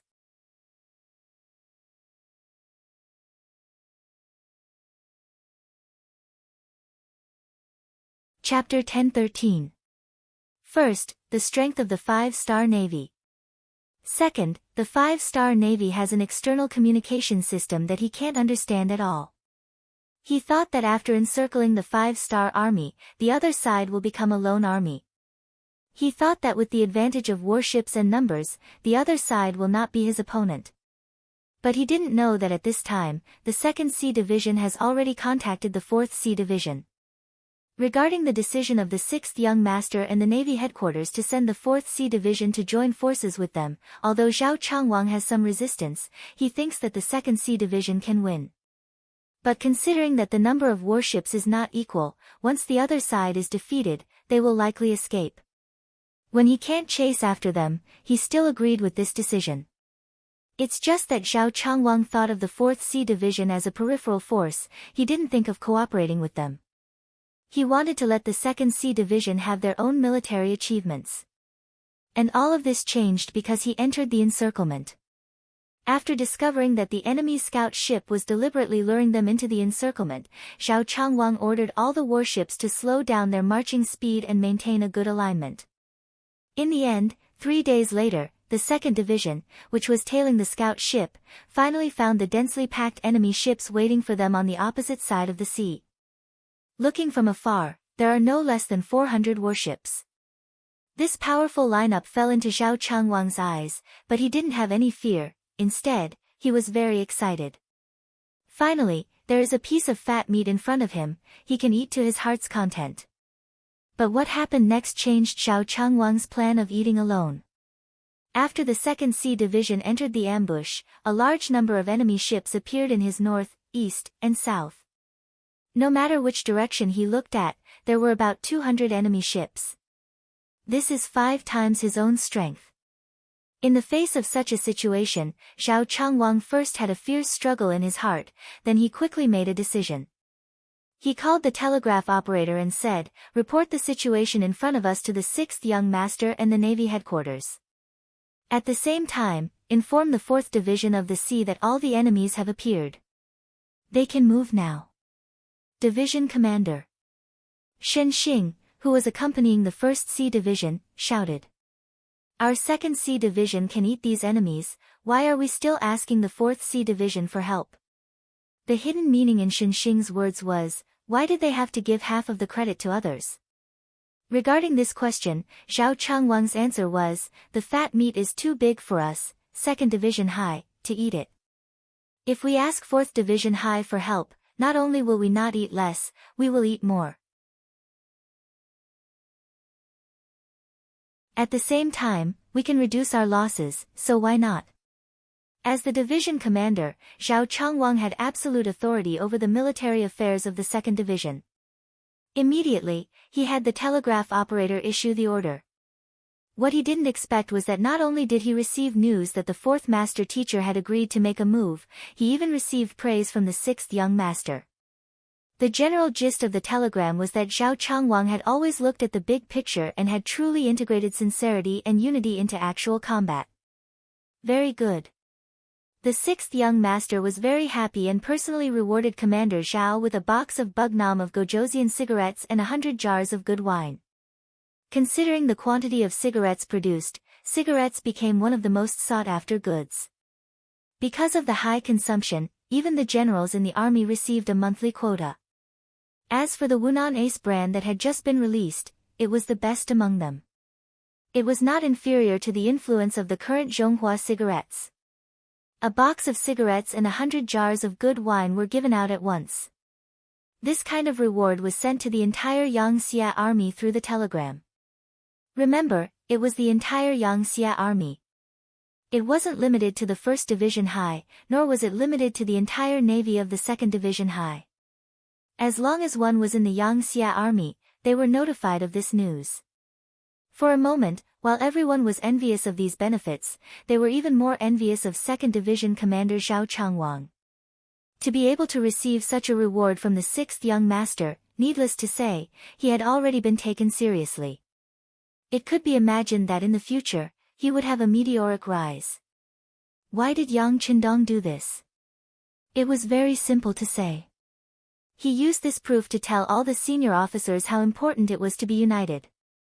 As long as you have the big picture in mind, even if you didn't achieve much, you would get more points than if you acted alone. Zhao Changwang was shocked by this telegram, but soon he was very excited. But when the excitement passed, he began to ponder the meaning of this matter. So, after he thought it through, 2nd Division High didn't immediately counterattack. Instead, they continued to drill into the middle of the encirclement. Since he already knew that he was surrounded, it was equivalent to knowing the opponent's plan. Zhao Changwang wasn't in a hurry. He wanted to wait and see, not to see if the opponent had any tricks up their sleeves, but to buy time for 3rd Division High to reach the designated target. 2nd Division High was surrounded, but they didn't immediately escape. Instead, they continued to move forward, towards the center of the battlefield. This also made Ma Keqiang, who was about to give the order to attack, hesitate. This also made Prime Minister Ferdinand, who was following the army, unable to understand. Shouldn't a normal person run away immediately when encountering such a situation? If they didn't enter the center of the encirclement, even if they had to pay a big price to escape, there was still hope for them to break through. But once they entered the center of the battlefield, even if they wanted to escape with a ship, it would be harder than ascending to the heavens. The 5-star army knew this, but why were they still so close to the center of the battlefield? Puzzled, the two gathered together to think about it. Because if they didn't understand this problem, they would never be at ease. Very quickly, the two of them came to a consensus. The reason Teacher Hai's 2nd Regiment did this must be due to their arrogance. In other words, the 5-star army was very arrogant. They probably didn't think highly of these pirates, so they dared to take the risk. It was no wonder that the two of them thought this way. According to the information obtained from the scout ship that followed 2nd Division High, ever since they discovered each other, 2nd Division High's ships didn't leave. Then, after 3 days of pursuit, 2nd Division High's ships had already entered the encirclement. Faced with this extremely accurate information, it could only mean one thing. 2nd Division High didn't have any reinforcements, and they didn't have any reinforcements. If this wasn't arrogance, then what was it? Ha, everyone says that the 5-star army is very strong, but I haven't seen it yet. Now, I see their arrogant side. Very good, since they don't put others in their eyes, then don't blame me for being merciless. Use the flag to tell the other ships not to be in a hurry to attack, and let the enemy move. At the same time, shrink the encirclement and wait for the enemy to appear in the center of the battlefield before attacking together. Ma Keqiang was furious. He was angered by the arrogance of 2nd Division High. In the past, whenever an enemy was surrounded by him, which one of them didn't panic? They would flee in a hurry, and it would be difficult for them to even display 50% of their usual strength. However, 2nd Division High actually did the opposite, and didn't put his encirclement in their eyes. Since it was like this, why would he be polite? He would just give them a good beating. After the order was given, 2nd Division High unhurriedly moved towards the center of the battlefield under the encirclement of thousands of ships. During this period, their speed was very slow, but they kept moving forward, so the pirates didn't have any other ideas. In any case, it was impossible for them to go out and report. Since that was the case, why should they worry about them escaping? Thus, the next half of the day passed in this kind of dawdling. 20 hours later, the 4th Division High sent a message that they had arrived at the designated location. They could enter the battlefield at any time after 2nd Division High fired their first shot. The 2nd Division High's commander, Zhao Chengwang, ordered the entire division to prepare for battle. In these 20 hours, other than the necessary personnel on duty, the rest of the 2nd Division Cold Front officers and soldiers were resting and sleeping in their cabins. But all the veterans knew that the more the battle, the more it was important to maintain enough physical strength. Only in this way could they perform better on the battlefield. After 20 hours of rest, the officers and soldiers were full of spirit and energy.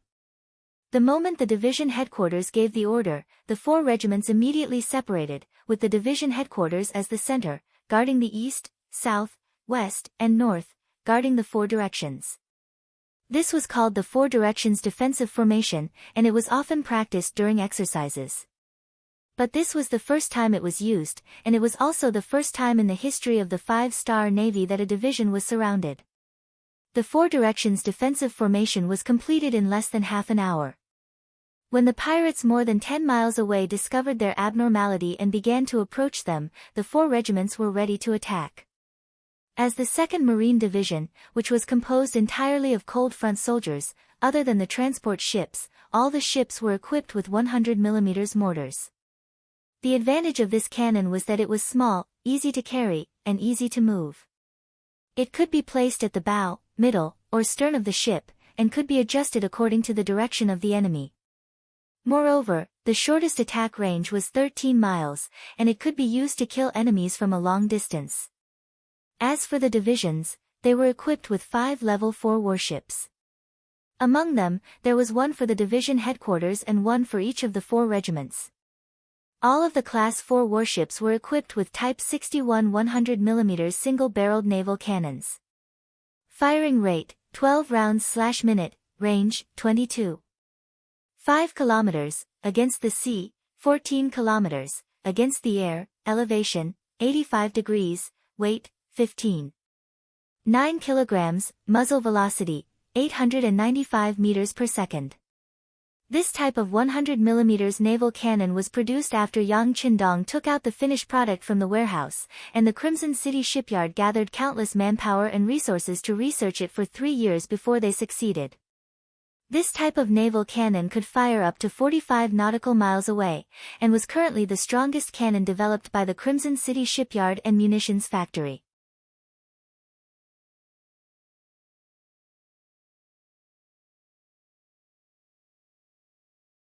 Chapter 1014. With the production of the 100mm single-barrel cannon, the shipyard and munitions factory in Crimson City also mastered more high-end technology. It is conceivable that under the promotion of Yang Xie's books and knowledge, more and more advanced cannons will be introduced in the future. On the Level 4 warship where Zhao Changwang was on, there was a 100mm single-barrel cannon at the moment. At this time, the cannon barrel was aimed at the pirate group rushing towards them, eager to fire. Report the distance. Zhao Changwang picked up the advanced binoculars used by the division commander in his hand and looked at the sea in the distance while asking. Reporting to division commander, the enemy ship is 10 nautical miles away from us. Wait a little longer. When he heard the distance of 10 nautical miles, Zhao Changwang put down the binoculars and said in a leisurely manner. Although the distance of 10 miles was within the range of all artillery fire, Yang Qindong still didn't give the order to attack immediately. He already learned from the intelligence that the strongest artillery in the west only has a range of 3 miles. As long as they fire outside this range, the initiative is still in their hands. Moreover, once they start fighting, facing such a powerful artillery, Zhao Changwang can't predict how the other party will react. What if they can't withstand the force and turn around to escape? If they run and run, it is very likely that they will rush out of the range of the 100mm mortar 13 miles. If this is the case, relying only on the cannons of the 4 Level 4 warships, the effect won't be too good, so he has to wait a little longer. Reporting to division commander, the enemy ship is 8 miles away from us. Reporting to division commander, the enemy ship is 6 miles away from us. Order all ships to aim at the target and fire. After hearing the distance of 6 miles, Zhao Changwang didn't hesitate anymore. If he doesn't fire now, it will give the enemy a chance to rush in front of him. Once the enemy can suppress him with artillery fire, the loss at that time is inevitable. After the order was issued, the command flag fluttered on the strings of the division headquarters, then the first cannonball was fired. It was the Level 4 warship that Zhao Changwang was on. The cannonball whizzed out of the barrel, landing directly in the midst of the approaching pirate ships. Boom! The cannonball whizzed out. Since it had already locked onto its target, it was the first to hit its target. It hit a large ship among the pirate ships with more than 300 people on board. Then, it was lit up with flames and ammunition splattered in all directions. The pirate ship, which was completely unprepared, was hit. The hull of the ship began to crack, and countless crew members were killed or injured by the explosion. Miserable screams rose and fell in succession. This hellish scene was just the beginning. Following that, countless cannons roared and countless shells flew out of Division High's warships, rushing towards the enemy ship 6 miles away. Some of the cannonballs were very accurate and could easily destroy an enemy's small warship with a single shot. Some of the cannonballs were not accurate and would cause a huge wave when they landed on the surface of the sea, causing the nearby pirate crew members to cry out in fright, their eyes filled with fear. As pirates, they were used to threatening others, robbing others, and then watching others show fear in the face of danger. However, when everything was about to happen to them, they realized how dangerous it was. They realized that their qualities were not much better than those who had been robbed before. In fact, some of them were even worse than those who had been robbed before. Cannonballs sounded one after another without any signs of stopping. Although the speed at which Crimson City's munitions factory produced cannonballs was still very slow, it had been 6 years since the establishment of the Navy. It had been nearly a year since the successful development of the cannonballs. There hadn't been any major battles, so the stockpile of cannonballs was still very large. It wouldn't be a problem to use them for several large-scale naval battles. Cannonballs continued to roar. In the depths of the pirate ships, the confidence on Ma Keqing's face had long disappeared. He was loudly asking about the distance between him and the 5-star army.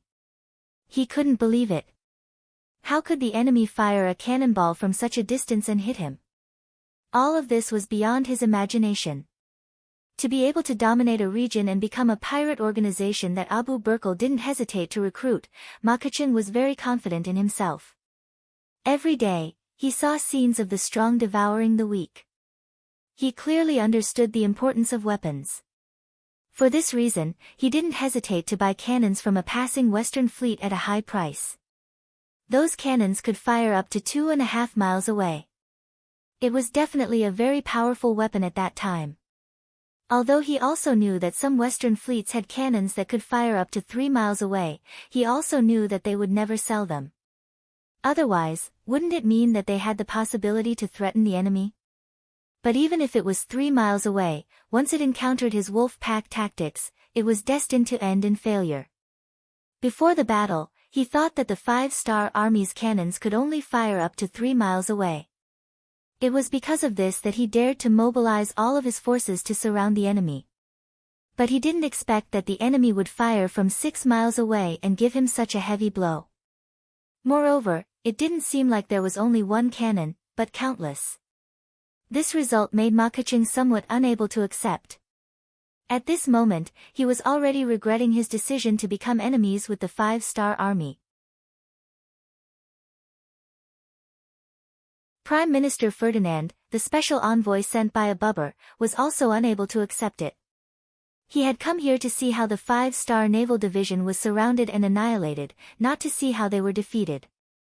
So when he saw that the enemy had already fired and started to damage the pirate ships, he couldn't help but ask Ma Keqing, "Brother Ma, why didn't you give the order to return fire?"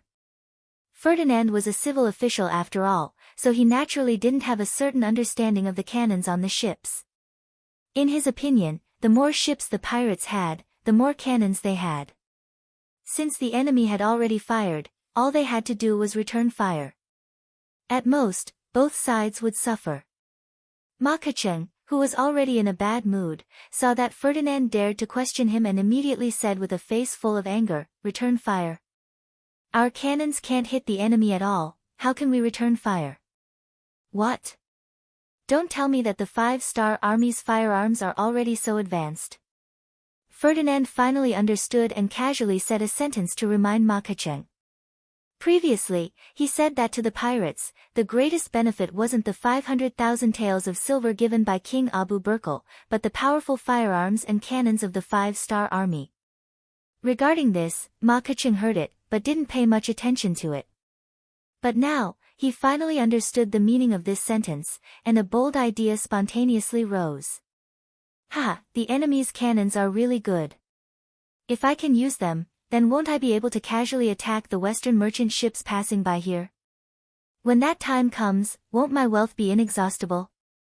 As if he was asking himself, and also as if he had sunk into a crazed state, after a burst of laughter, Ma Keqing suddenly turned around and shouted to his subordinates beside him, "Use the flag to tell everyone, don't be afraid of the enemy's cannons, charge forward bravely.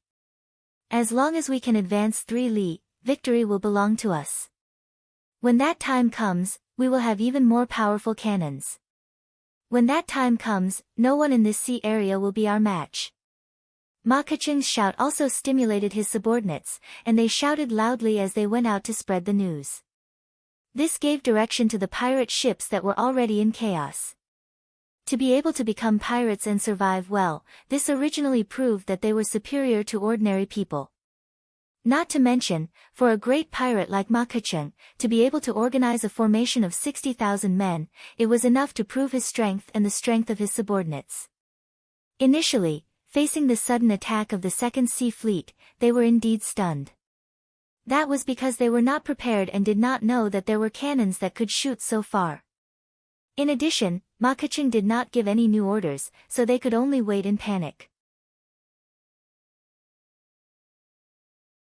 Now that there was a new order, some ships quickly adjusted their direction and continued to move forward despite the danger of being hit by the cannons.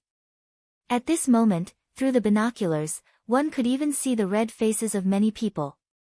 It was the face of someone who would do anything to achieve their goal. It was the face of a desperado. Reporting to the division commander, after the initial panic, "The enemy has begun to approach us." A division commander on the same ship, Shen Xing, put down his binoculars and looked at the division commander Zhao Changwang. Zhao Changwang was also shocked by the opponent's fearlessness. But to be able to become the division commander of the Cold Vanguard, which one of them was not a person with an extremely strong mentality. After a moment of sighing, he order all warships to adjust their direction, be sure to control the enemy's warships 3 li away. Not only did he want to win, he also wanted to not suffer any losses. This was where Zhao Chengwang's ambition lay.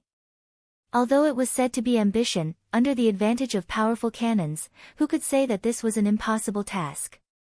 The Second Sea Fleet began to change their target. They began to fire at the ships that were trying to get close to them. For a time, within a distance of 4 to 5 li, gunfire filled the sky. One after another, enemy ships were sunk. On the vast sea, countless small black dots floated on the water, calling for help from nearby ships. Compared to some other forces, pirates seemed to be more fearless of death. Even if the ships in front of them were sunk one by one, there were still more ships coming one after another behind them. They were like a one-track mind. Once they set their sights on their target, they would never let go, even if they knew that it was very dangerous. A fluke mentality existed in everyone's heart. They seemed to believe that they would be one of the ships that would be lucky enough to reach the 5-star admiral. Therefore, everyone was taking risks, and everyone was facing failure.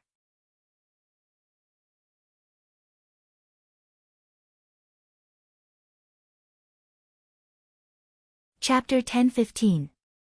Everyone, advance. I don't believe that they can defend so well.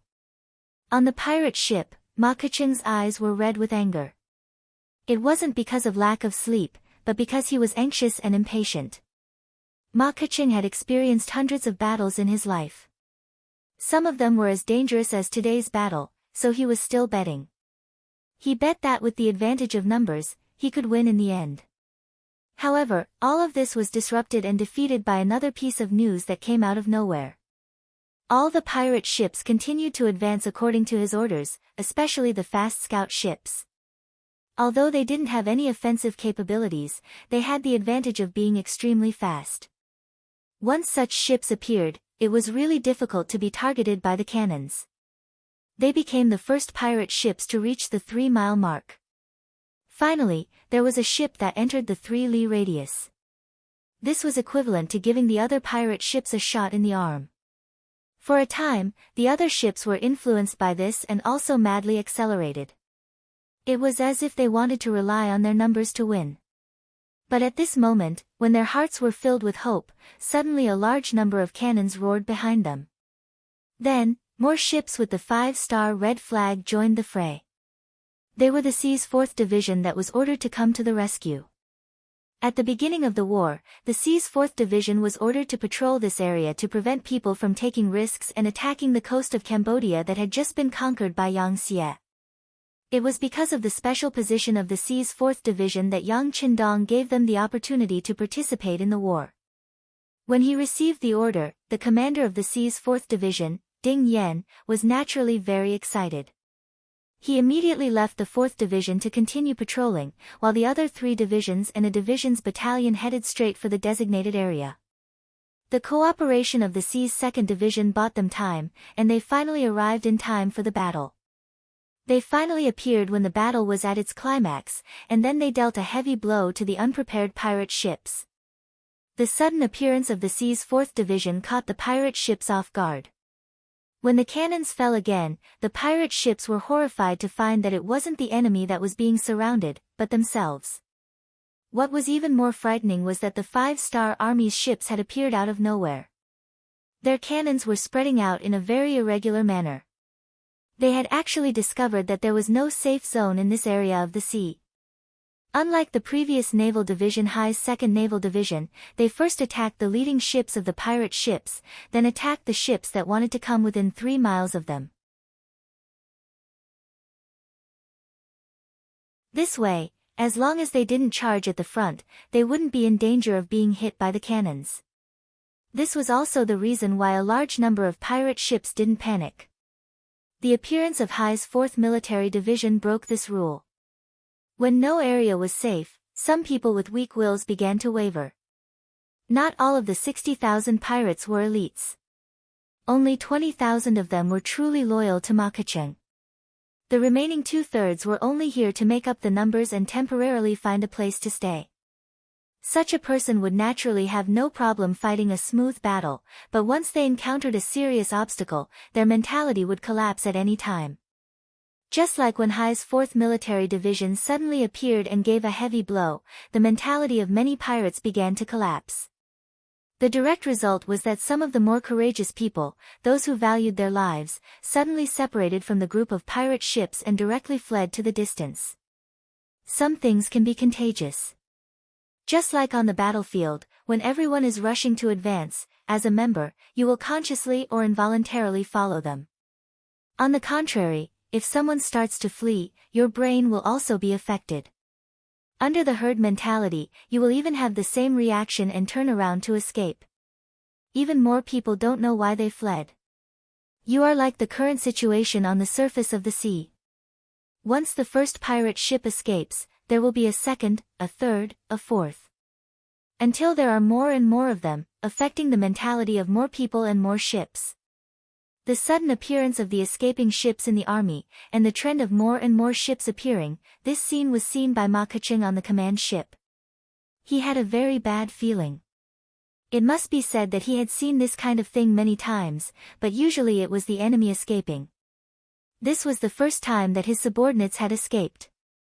He, who had no experience in dealing with this, actually didn't know what to do now. On the other hand, Ferdinand, who was following the army, saw that there were ships that were about to escape and immediately said angrily, "Quick, stop them, sink them. No matter what, we can't let this situation spread, or else it will destroy our army." Yes, yes, immediately do as the Prime Minister said.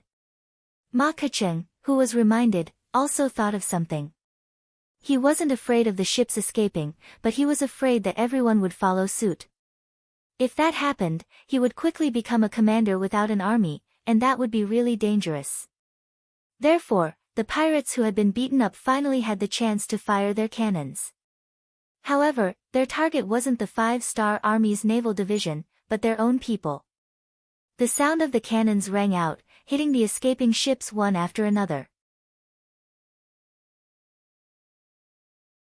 This scene was tantamount to a resounding slap to the other people's faces, which was equivalent to telling everyone that the consequences of fleeing in the face of a battle were tragic. This method of killing the chicken to warn the monkey had a certain effect, and for a moment, the wind of fleeing in the face of a battle was suppressed. This chaos gave the 2nd Sea Division a chance to counterattack. Originally, some of the ships were already 4 miles away, and it looked like they would be a threat if they continued to charge forward. First, there was the sudden arrival of the 4th Sea Division, which attracted the attention of the other party. Then, there were some pirate ships that wanted to escape, which shook the pirate army's determination to attack. Under these two sudden changes, the pirate ships' speed slowed down. The only ones that really rushed over were the scout ships that didn't have cannons and were closer to the enemy. Ships like these that came alone couldn't pose any threat to the 2nd Sea Division at all. Every 5-star Army's battleship only needed to send a squad of soldiers armed with the Type 95 to close in and strafe. Facing the pirates who were still armed with bows and arrows, after a few rounds, more than half of them were killed. They didn't even have the chance to shine before they were completely annihilated. Taking advantage of the delay in the enemy's attack, the 2nd Sea Division's cannons began to extend and unceasingly fired shells. Together with the 4th Sea Division, they attacked the pirate ships from the front and back. Finally, there wasn't a single safe spot left on the battlefield. Countless pirates could only watch helplessly as their companions' ships were struck and sunk into the sea. As they screamed for help, the fear in their hearts grew stronger with each wave. Finally, the matter of fleeing once again occurred. This time, the number of ships that escaped was much higher than the previous few. There were dozens of ships, and even hundreds of ships. When it became a general trend, the so-called stopping would no longer play a decisive role. There were even some ships that took the initiative to open fire on the pirate ships that tried to stop them from escaping. Thus, the internal strife began. When everything entered Ma Keqiang's eyes, he knew that it was all over. Seeing his ships being sunk at every moment, or being hit by the 5-star army, or being hit by his own people, his many years of hard work suffered a heavy blow today. His face was extremely ugly. At this moment, Ferdinand's voice came from the side. "Brother Ma, this can't go on. We have to think of a way." A way? If he didn't hear this sentence, he wouldn't be so angry. After hearing this sentence, Ma Keqing's eyes spat out flames of anger. "It's all because of you. If it wasn't for you, my army wouldn't have suffered such heavy losses. Tell me, how are you going to compensate me?" "Compensate? Didn't we already give you 500,000 taels of silver? Now that we haven't dealt a heavy blow to the 5-star army, even our king can't give you any more benefits." Ferdinand shook his head and spoke the truth. At this moment, he didn't know what kind of consequences these words would bring him. 500,000 taels. My losses are so great, is 500,000 taels of silver enough to compensate for them? Let me tell you, give me another 1 million taels of silver. Otherwise, don't blame me for being ruthless. His face was full of anger, and every word seemed to be squeezed out from between his teeth. 1 million. No, no. Even if you kill me, you won't get it. Ferdinand heard Ma Keqing's demand and shook his head continuously. Is that so? Then I'll kill you. Men, kill this culprit in public. Ma Keqing, who was in a fit of anger, said without any trace of politeness. Once the order was given, 2 pirates walked forward, one on the left and one on the right, and carried Ferdinand out of the cabin. Ma Keqing didn't even look at him, but used a decisive tone to say to the flag-bearer beside him, "Pass down the order, retreat. All troops retreat towards the Sumatra Sea." This was the saying of a brave warrior cutting his wrist. Knowing that they weren't a match for the 5-star army, they would just flee. Wasn't there an old saying, "Where there's life, there's hope"? The scene of cannon fire was still playing out on the sea. Once the order to retreat was given, the situation became even more chaotic. The pirate ships were like street rats that everyone wanted to beat, frantically fleeing in all directions. This was the so-called "a defeated army collapses like a mountain." Continue the cannon fire, kill as many as you can. Seeing the enemy ships in chaos, not thinking of attacking but instead fleeing, the commander of the Sea's 2nd Division, Xiao Changwang, decisively gave the order to extend the cannon fire. Immediately, the cannons that were originally aimed at the enemy ships in front of them began to extend, blasting towards a distance of 6 li. They originally thought that since they were far away from the 5-star army, there wouldn't be any danger. At this moment, they realized that the enemy wasn't using their full strength. Seeing the enemy's cannons smash one after another onto the warships beside him, Ma Keqing's face changed again. Originally, he wanted to maintain the formation and retreat, but now, he couldn't care less. Ignoring the people around him, he turned the ship around and fled.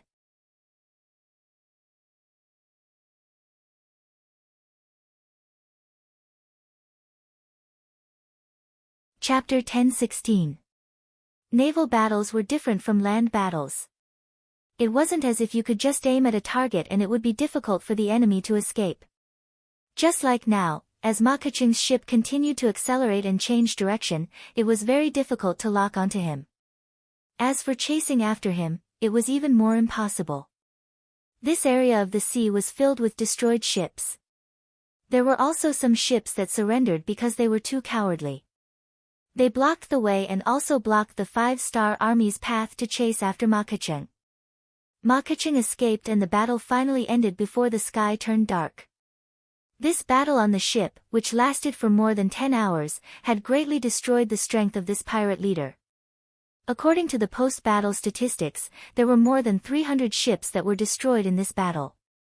There were about 100 ships that collided with each other during the escape. About 300 ships surrendered, but there were less than 300 ships that actually escaped. Moreover, they escaped in all directions. In the end, there were only 200 ships that escaped with Ma Keqing to his old base in Sumantala. This battle established the foundation of the 5-star army's invincibility at sea. As the escaping ships continued to spread the news, not long after, all the forces at sea knew that the Five-Star Army had a type of cannon that could attack from a very long distance. From then on, wherever the Five-Star Army appeared, the enemy would flee at the sight of them and not dare to fight.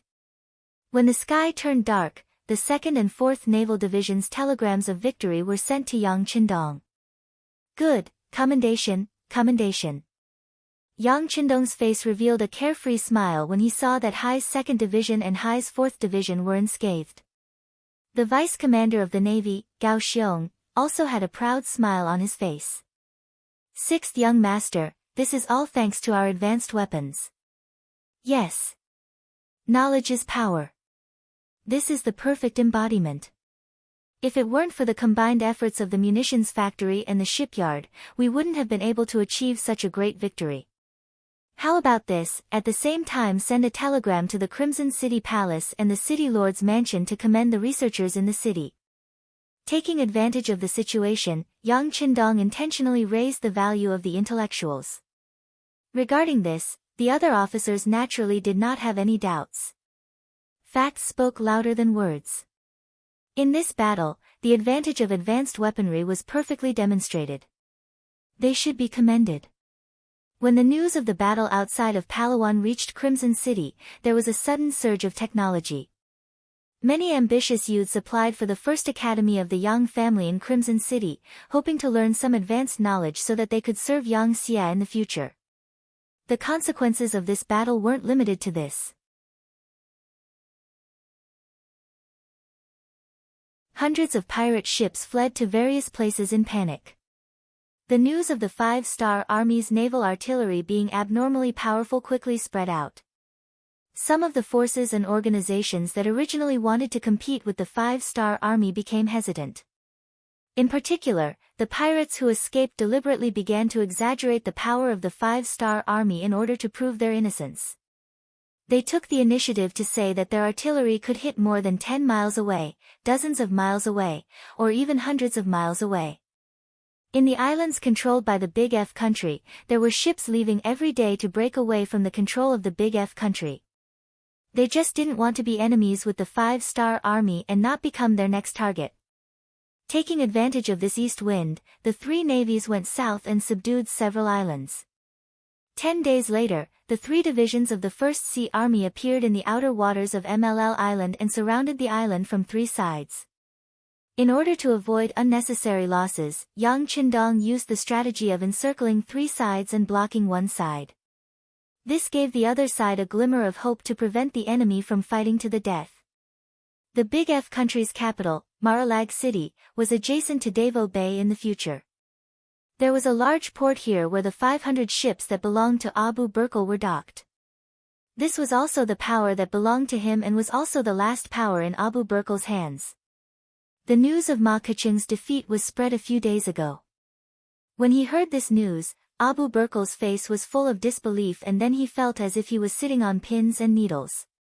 He didn't really believe the rumor that the Five-Star Army had artillery that could hit more than 100 miles away. He thought that this was an exaggeration. However, the fact that the Five-Star Army had artillery that was different from others could be proven. Who was Ma Keqing?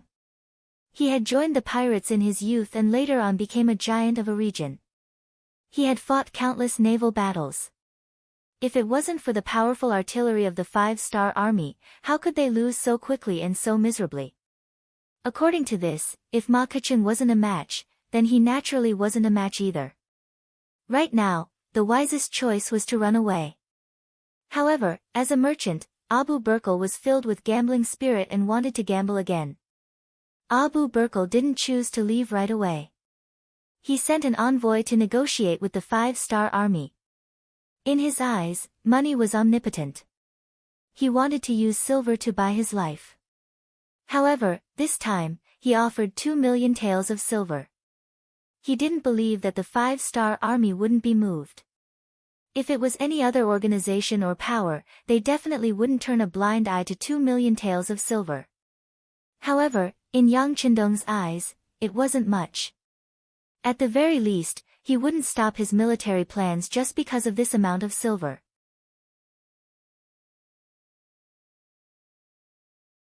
Since the war had reached this level, it was inevitable that he would seize the opportunity to reclaim the Big F archipelago. Facing the envoy sent by Abu Burkle, Yang Qindong harshly denounced Abu Burkle's crimes. He said that the Big F country attacking Luzon port for no reason was simply a provocation and a challenge.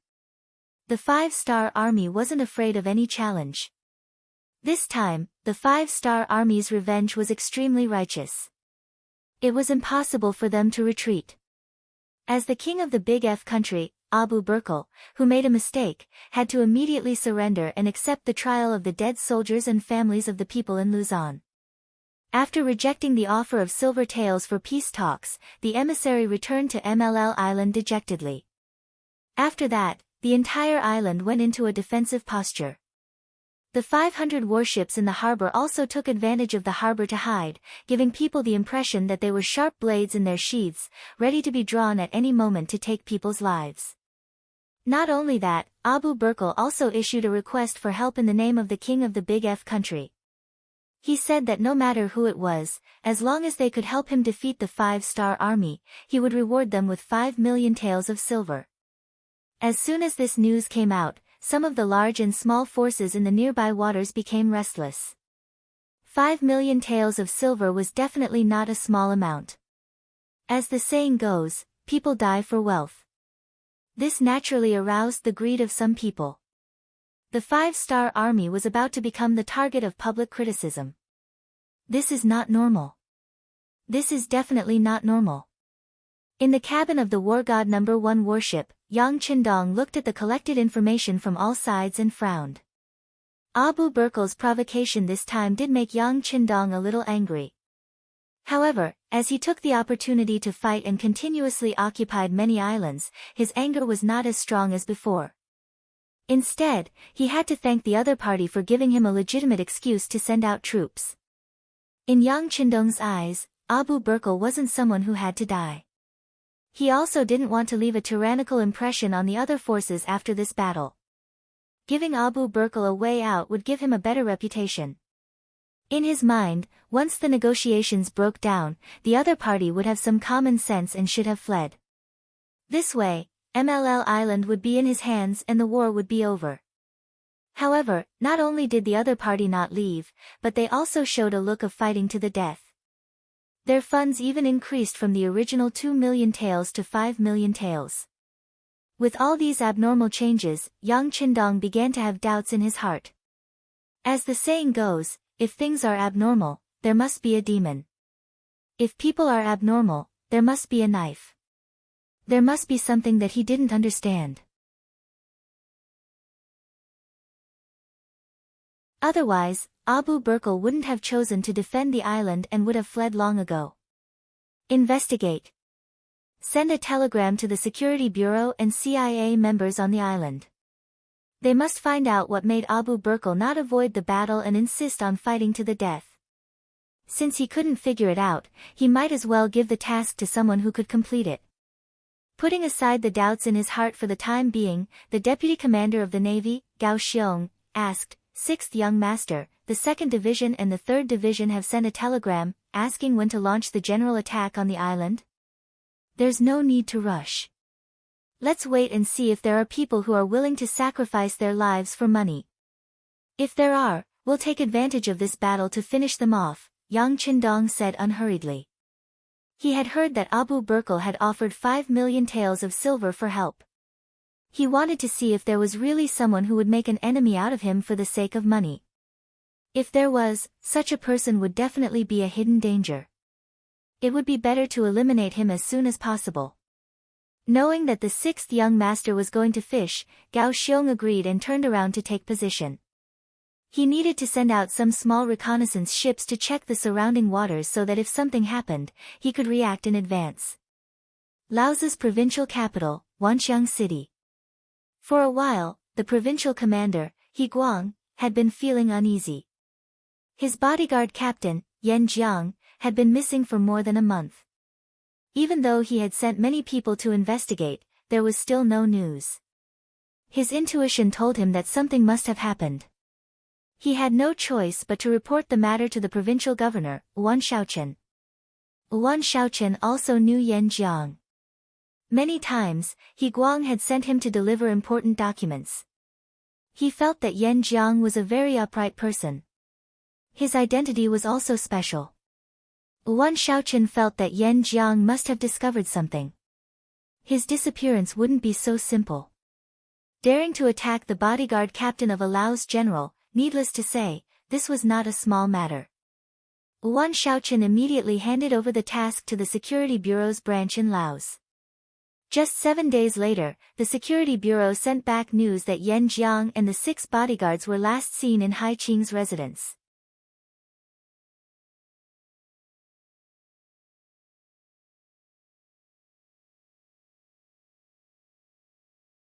Chapter 10:17.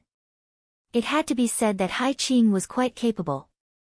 Ever since Yan Jiang was killed, he had tried his best to plant a spy in the Laos provincial government. When the Security Bureau reported this situation, it just so happened that Wan Shaoqian wasn't there. The matter happened to be learned by this informant. He didn't even ask for leave and went straight to Hai Qing's mansion to pass the news. After more than a month of preparation, Hai Qing and Siam's special envoy, Dulalong, had made some preparations for the rebellion. According to Dulalong, Siam had already mobilized its troops and one of them was heading towards Wanxiang City in Laos.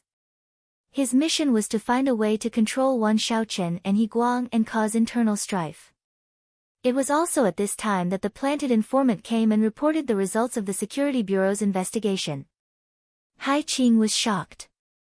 Dulalong, who also heard the news, slammed his right fist on the table and said, "We can't wait any longer. We have to make the first move. Okay, I'll bring people to He Guang's residence and make a move. I'll have to trouble the special envoy to make a move on Wan Shaoqian." Hai Qing knew that he had no way out.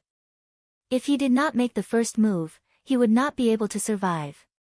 Time was tight and the two of them did not have time to make any more preparations.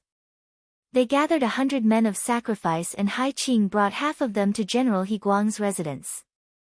He Guang did not know anything about this.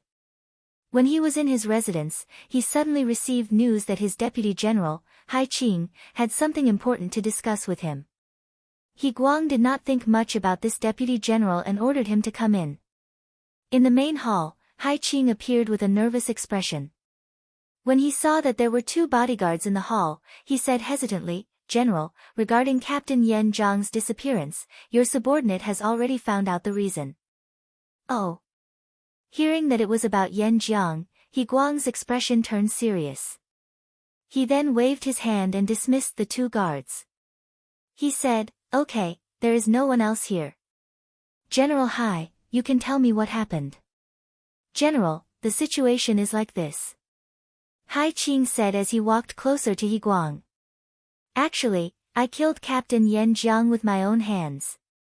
As soon as he finished speaking, a sharp knife stabbed into He Guang's body, causing blood to flow out. He Guang, who had been stabbed in the abdomen, couldn't help but take a few steps back. He covered his abdomen with his hand and glared at Hai Qing. "Why? I've always treated you well. You could even say that I trusted you a lot. Why are you treating me like this?" "Humph. You can only blame your head for being too valuable. I couldn't help but be tempted. Alright, today is the day you die. Hand over your life." After laughing maniacally, Hai Qing once again took a big step forward, wanting to stab at the fatal spot.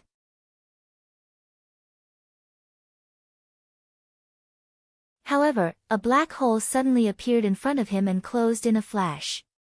His target, He Guang, had also disappeared. This secret passage was He Guang's life-saving place. After all, he had defected to Yangtze. In the former Navy Tide nation, who knew how many people wanted to kill him? Just in case, he had made this kind of preparation. He didn't expect it to save his life at such a crucial moment. With his target gone, Hai Qing's mind went blank. Although he didn't kill He Guang this time, He Guang was severely injured. He wouldn't be able to do anything for a while. The result was no different from killing him. Hai Qing's lips curled into a smile again. He walked out of the general's residence quietly and rushed to the barracks. As the main general, He Guang, wasn't around, Qing began to gather all the generals in the army. What he needed to do next was to kill all the officers who opposed him. Without a leader, the soldiers would be powerless to resist the army of Siam. On the other side, Dou Lilong led 50 men of sacrifice to ambush Wan Shaoqian on the path he had to pass every day. When the time came, he saw a sedan approaching from afar.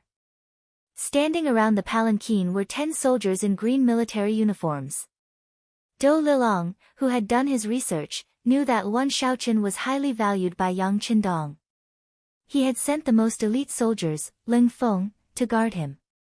Dou Lilong didn't dare to be careless when dealing with such a person. Hence, he had prepared beforehand. He placed baskets of chili powder on the roofs along the way. Seeing that the target had entered the encirclement, he immediately blew a whistle. The chili powder flew in all directions and landed on the top of the sedan. In that instant, the 10 guards who were raising their heads were splashed with chili powder.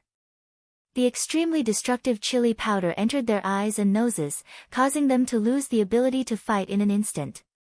Before they had the chance to open their eyes, dozens of black-clothed men surged out from all directions. After a series of chaotic slashes, the 10 guards were bathed in blood on the streets. Go! Seeing that he was about to succeed, Dou Lilong's eyes were filled with excitement. He waved his hand and the men in black rushed to the sedan and opened the curtains. What happened next was a shocking scene. There was no one in the sedan. What's going on? There was no one in the sedan. Dou Lilong was very surprised. He stepped forward and checked carefully. When he confirmed that it was indeed an empty sedan, he had a bad feeling. He looked around and found that it wasn't a trap. He couldn't figure it out and had people clean up the scene. Then, he quickly left with his men of sacrifice. It was late at night. In the high mansion, Qing had invited 17 military officers. Among them, there were 3 Laos regiment commanders. The rest were battalion commanders and company commanders. They were all people with real power.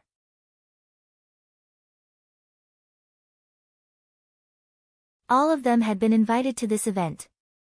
Good wine and good dishes were served.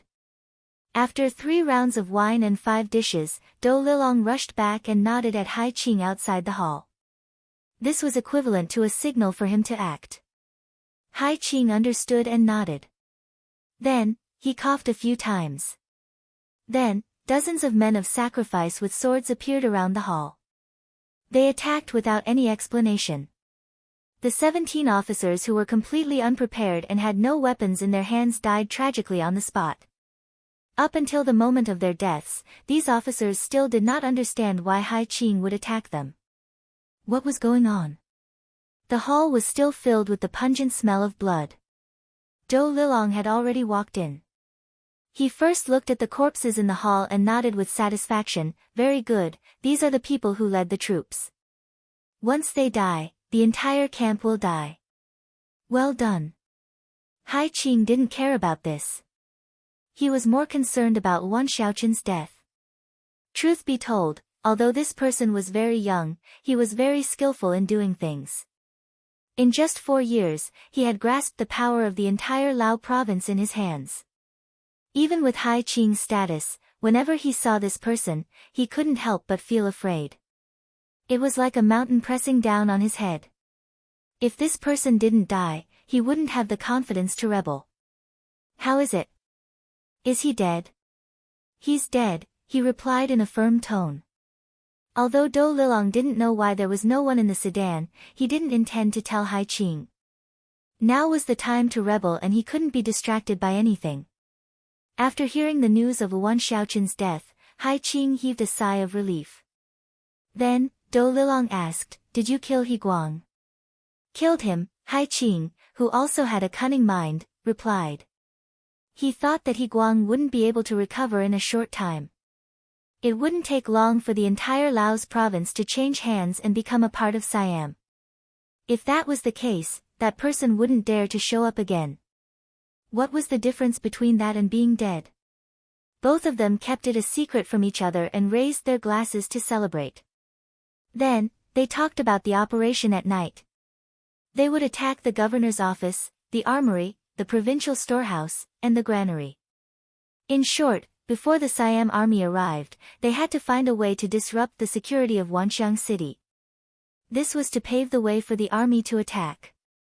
Hai Qing left the governor's office once again and went to the military camp.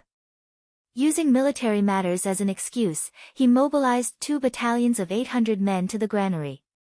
The reason why he chose to attack the granary first was because the security here wasn't high. Secondly, without food, it would be easier to cause internal strife.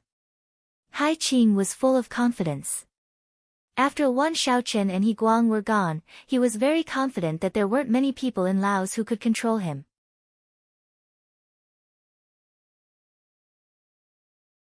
Since that was the case, it was time for him to act tyrannically and do as he pleased. There was a saying, plans can't keep up with changes. Hai Qing, who wasn't very lucky, met the chief of public security, Long Tainan.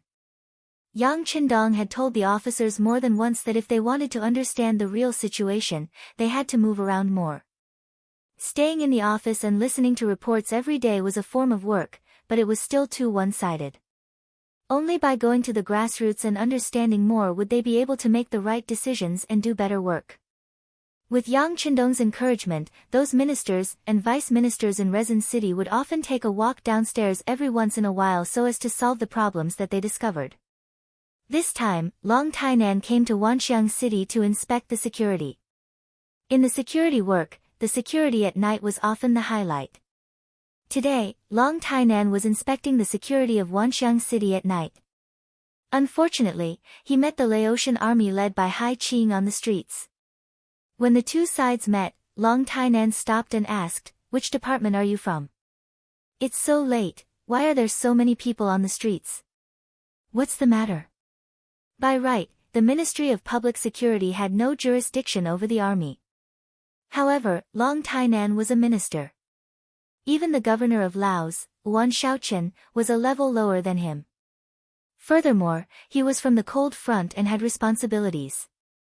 He couldn't help but think of the worst-case scenario when he encountered something. Hai Qing was also acting without orders. He was avoiding eye contact and was noticed by Long Tainan, which was why he asked.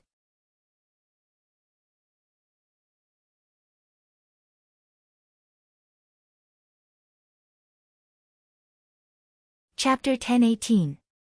Hai Qing was afraid that things would get out of hand. When he saw the head of Lao Province's Public Security Bureau accompanying them, his heart was pounding. Now that Long Tainan had opened his mouth to ask, he immediately thought that he had been exposed. Hai Qing, who was not mentally strong, only hesitated for a moment before saying, "We were ordered to take over the granary." "Who are you? How dare you interfere with our military affairs?" Facing Hai Qing's question, Long Tainan was naturally fearless. "I'm Long Tainan, the head of the Public Security Bureau. I think I have the authority to ask you some questions." "Oh right, you said that you were going to take over the granary. Do you have the order from the provincial government?" "Let me take a look." His instincts told him that someone was going to take over the granary at such a late hour. This in itself was very suspicious. Furthermore, Hai Qing's words gave off a sense of lack of confidence. Long Tainan was even more suspicious. After announcing his identity, he was the head of the Public Security Bureau. At this moment, Hai Qing's expression kept changing. In the past, there had been a head and vice-head of the Qiqian city headquarters who had come to inspect the granary. Even the provincial governor, Wan Shaochen, had to greet them with a smile. How could he afford to offend such people? Hence, he forced a smile and said to Long Tainan, "So it's Long Tainan. Pardon me. I'm Hai Qing, the Deputy General of Lao Province. This time, I was ordered by General He Guang to check the granary's safety." I don't have the provincial governor's order." The director of the Lao Provincial Public Security Bureau stepped forward and nodded at Long Tainan, confirming Hai Qing's identity as the Deputy General.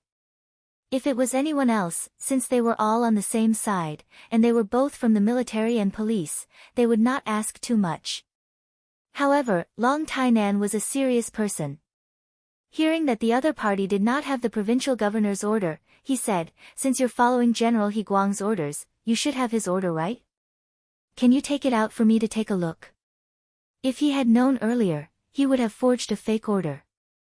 However, facing Long Tianan's overbearing attitude, Qing knew that he had no way out. If he said that he did not even have the general's order, anyone would be able to tell that there was a problem. Since that was the case, in for a penny, in for a pound. He would just kill him. He had brought 800 soldiers with him, while the other party only had a few dozen men. Having made up his mind, Qing gritted his teeth and pulled out his sword. He then pointed it at Long Tainan and shouted, "Since when do we need to report to the Ministry of Public Security? I see that you are clearly spies. Men, capture them for this general." Qing could no longer keep up the act, so he simply flipped over.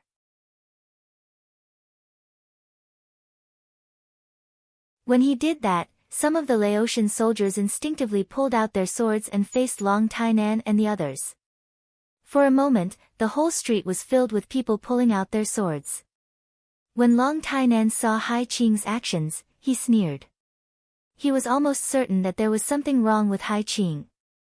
As for how big the problem was, they could only take him down and interrogate him.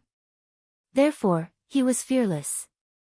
His right hand went to his waist, and a pitch-black 54 appeared in his hand. "What do you want to do? Do you know that I am the head of public security of Qiqian City? If you pull out your sword against me, you are disrespecting your superior.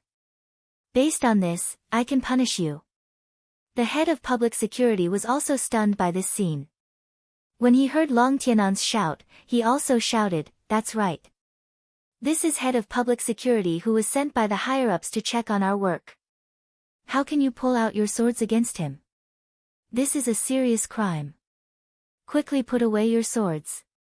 When the head of public security shouted, some of the Laotian soldiers immediately put away their swords. They did not know that Qing was going to rebel. They all thought that tonight's operation was a normal transfer. As the head of public security of Laos province, he was a powerful figure in Wanxiang City. Almost everyone knew him. After he said that, more and more of the Laotian soldiers started to put away their weapons. Only Qing was still holding his sword. At this moment, his arm was trembling. "General Hai, quickly put away your sword and admit your mistake," the head of public security said unhappily when he saw that everyone else was so obedient. Only Qing was still holding his sword. Seeing that everyone's eyes were on him, Qing was in a dilemma at this moment.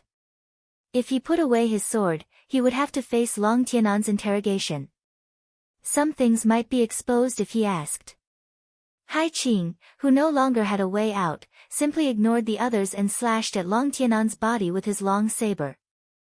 As long as he could kill this person, he would still be the one in charge here. No one would dare to question his orders. Bang! A crisp gunshot rang out, hitting Qing's right wrist. The sound of the gunshot rang out, and the sword fell. Long Tianan's voice also rang out, "Take him down.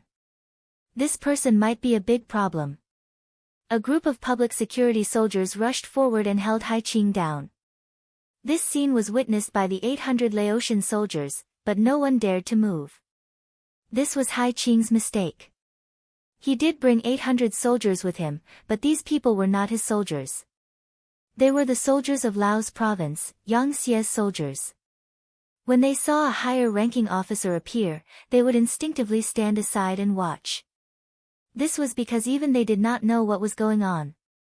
Long Tainan was indeed the chief of public security. He did things swiftly and decisively.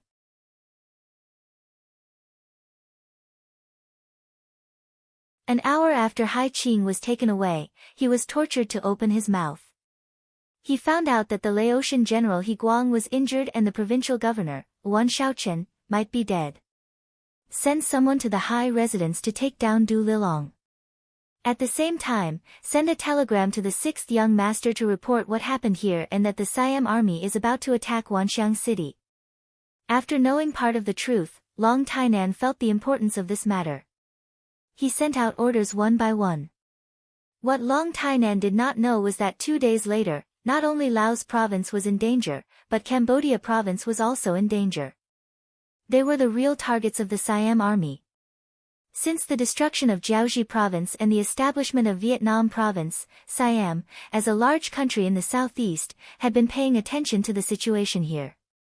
They had thought of forming an alliance to suppress the development of the Five-Star Army. However, it was hard to predict what was in a person's heart. Facts had proven that any plan that placed their hopes on others was likely to be unforeseen. When the Phnom Penh dynasty became Cambodia province, Siam knew that they had no way out. If they did not think of a way to counterattack, the Five-Star Army would attack them the next time. They did not know what kind of province they would become. Siam King Yi Chili was a very capable person. They had just entered the era of a big city.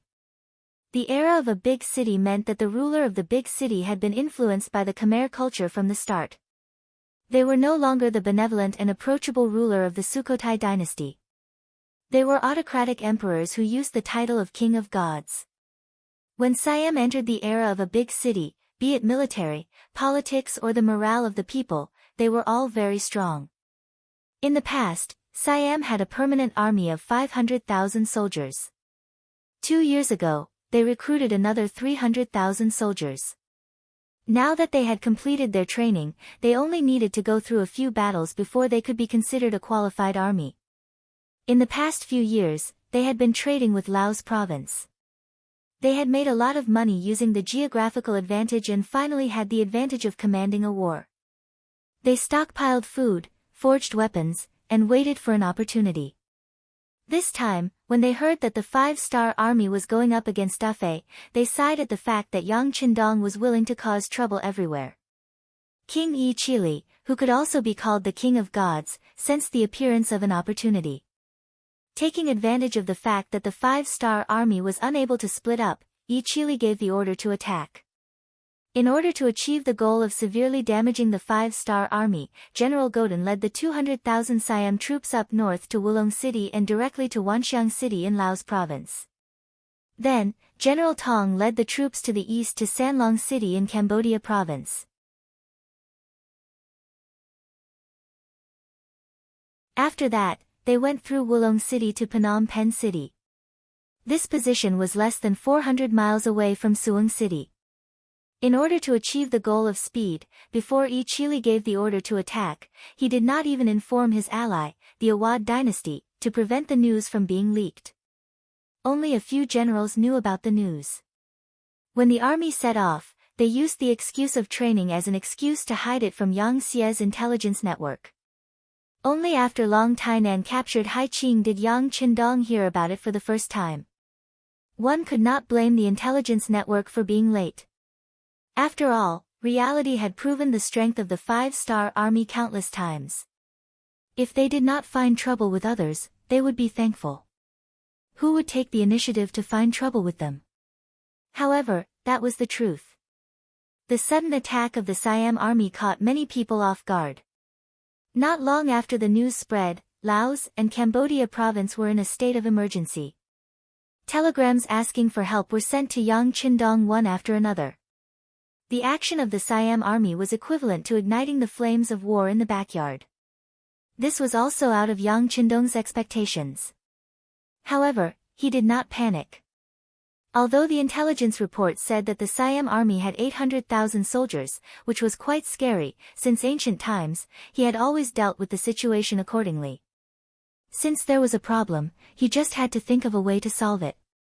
Soon, Yang Qindong personally ordered the 5th Division of the Lu Army, the 1st Cavalry Division, and the 1st Cavalry Division of the new army in Shangshir City to gather immediately.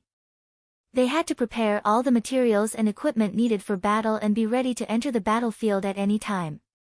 They had to be ready to fight and win the battle. At the same time, Yang Qindong decided to speed up the pace of the attack. He knew that some things could not be delayed any longer. At the same time as the bad news came, there was also good news that reached Yang Qindong's ears. The palace of Resin City had confirmed that the first madam, Hu Yan, was pregnant and had been pregnant for more than a month. This news made Yang Qindong, who had been frowning recently, smile.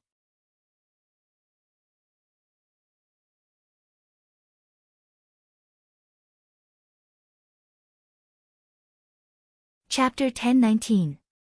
After receiving the direct order from the 6th young master, the Security Bureau and CIB agents lurking on MLL Island began to get busy. With money clearing the way, some officials belonging to the DAF country fell one after another. Soon, the truth was revealed. 2 investigation telegrams were also sent to Yang Qindong. Silver Mountain. Silver Mine. Seeing the contents of the telegram, Yang Qindong immediately laughed. He finally knew why Abu Burkle would rather die than leave the island. It turned out that a silver mountain was found on MLL Island. In Yang Qindong's memory, there were a lot of gold and silver mines on the Japanese Empire. These were recorded in history. But he really didn't know if there were silver mines on MLL Island. Perhaps these silver mines were secretly mined and transported away, so there were no records. But in any case, this was good news. Originally, he wanted to wait and see if other pirate organizations would become enemies with the 5-star army for the silver, but now it seemed that he couldn't wait any longer. The changes in Laos and Cambodia couldn't wait any longer. The silver mines on MLL Island also couldn't wait any longer. Who knew how much was mined and how much was Abu Burkle going to take away? Surround them. Divisions 1, 2, 3, and 1 each to block the southern exit of MLL Island. Without orders, don't allow any enemy ships to leave. After making up his mind, Yang Qindong wasn't going to let Abu Burkle go. He wanted to use this method to keep all the silver on the island. Yes. Gao Xiong saluted and quickly left. Then, only 2 days later, the last gap to leave the island was blocked. On the morning of the 3rd day, Hai Yijuan issued the order for the entire army to attack. For a time, the entire periphery of MLL Island was filled with the rumbling of cannons. The various defensive measures that were previously dug were also destroyed in an instant. Abu Burkle, who was still sleeping, was awakened by the sound of cannons. Then he heard bad news. After half an hour of bombardment, the 5-star army had already begun to land in the north. What happened? Didn't we prepare a large number of defensive attacks? There are also cannons hidden in the dark. How could the 5-star army land on the island so smoothly? Abu Burkle, who was wearing pajamas, grabbed the collar of Aquino, who came to report the news, and scolded him like a madman. Your Majesty, someone must have sold out our military deployment map. As you know, there are a lot of people who know about this matter. Ever since the 5-star army besieged the island, everyone has been in a state of panic. Many of them have colluded with foreigners. Aquino, who was Abu Burkle's most trusted general, said with a bitter expression. At this moment, he really wanted to say that it wasn't because he was incompetent, but because the enemy was too cunning. Releasing his hand, Abu Burkle's eyes were lifeless. He knew that once the 5-star army landed on the island, it would be impossible for him to continue mining. If he made a mistake, it would be impossible for him to leave this place safely. No, I can't die like this. Retreat immediately, retreat immediately. Abu Burkle seemed to have suddenly woken up. He didn't run before because he wanted to mine more silver. He wanted to use a large sum of money to attract more people to become enemies with the 5-star army and buy more time for himself to mine. However, he didn't expect that a sudden incident from the rear would interrupt Yang Qindong's plan to continue fishing.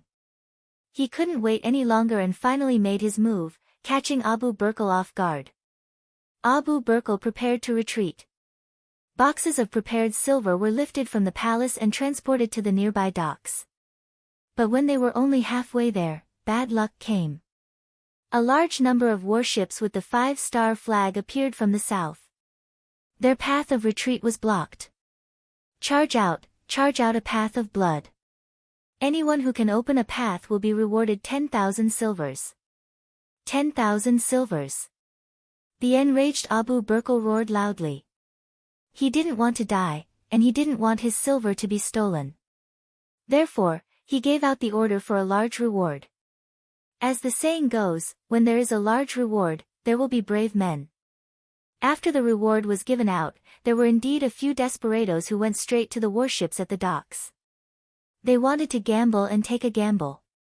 But when they arrived at the docks, the scene in front of them shattered their fantasies. There wasn't a single ship in sight. They were all blown to smithereens. Without a warship, how could they escape on the sea? When the news reached Abu Burkle's ears, he couldn't help but stagger. He knew that he was too greedy this time and missed the chance to escape. But at this point, there was no point in saying anything. He called for Grand General Aquino and ordered him to gather the army and fight the 5-star army on the island. Abu Burkle and the others once again retreated to Marilag city in the royal capital. There, they gathered 30,000 soldiers and 300,000 civilians. They prepared tung oil, rocks, and other things. At the same time, they prepared 30 cannons to defend the 4 cities. It looked like they were going to fight the 5-star army to the death. It was worth mentioning that there were still 5,000 Han civilians in the city. They were the descendants of the Han people that Abu Burkle ordered to find from the various islands. At this moment, these people became his life-saving chips, as well as his final bargaining chip with Yang Qindong. When they attacked Port Luzon, the garrison soldiers there would rather die in battle than fire a single cannon at the local people. This matter had long been reported back. Since the 5-star army was so protective of the citizens, and there were 5,000 Han citizens in the city, they couldn't possibly attack their own people, right? When Abu Burkle retreated to the royal capital, the already precarious outer defense of MLL Island instantly collapsed. Many generals raised the white flag, and the High E army successfully landed at various locations. The huge MLL Island was occupied by the soldiers on bicycles in just 3 days. Many of the cities were occupied without a single shot being fired. The Daf country had only been established for a little more than a year. Without any foundation, the civilians weren't loyal, and the soldiers weren't loyal. Not to mention that Abu Burkle's rule was extremely exploitative, causing him to be estranged from the local civilians. It was impossible for these people to be loyal to him. Yang Qindong took 1,000 Longwei soldiers on horseback and bypassed some important cities. On the 3rd day, they arrived at the location of the silver mine that the intelligence department reported. It was the western part of MLL Island, known as the Cotabato area in the future. When they first arrived, they could still see a lot of local civilians shuttling back and forth. While going back and forth, they would carry pieces of silver or with joy on their faces. Impudent, surround them. Beta Persei, who was following them, saw that so many silver ores were about to be taken away. He immediately became furious and roared loudly. 1,000 Longwei soldiers in black immediately surrounded them. They looked like they would start a massacre if they didn't let go of the silver ores. Forget it, they will also be civilians under our rule in the future. Yang Qindong shook his head. For real enemies, he wouldn't be soft-hearted, but for unarmed civilians, he couldn't be so cruel. Longwei opened up a path, and the local civilians scattered like birds and beasts. Longwei took control of this place and gave a strict order. If there were any civilians spying on this place, they could only be killed without mercy. Yang Qindong dismounted and walked into the silver mine. When he saw the serious damage caused by the careless mining, he couldn't help but feel distressed. Even Beta Persei, who had never taken silver seriously, couldn't help but say, "Young master, this is too wasteful." Yes, it's too wasteful. The circulation of silver is already depleted. The more it is used, the less it will be used. In the long run, no matter how many silver ores there are, it won't be of any use. Yang Qindong nodded in agreement. At this moment, he had the idea of printing money himself. This idea wasn't a new one, but he had considered it before. It was just that time hadn't matured yet. Silver was indeed a good thing. In any era and era, it was the best thing to circulate, second only to gold bars. But why did it stop later? Wasn't it because the consumption was too great? Someone once did a survey.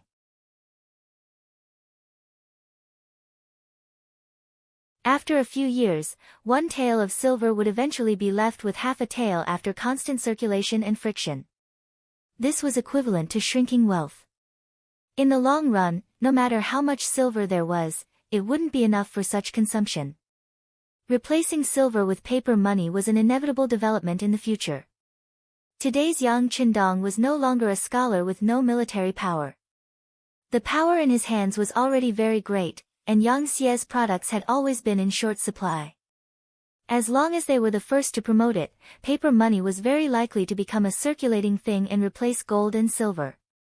Beta Persei, send someone to contact the nearest naval soldiers and let them seal this place.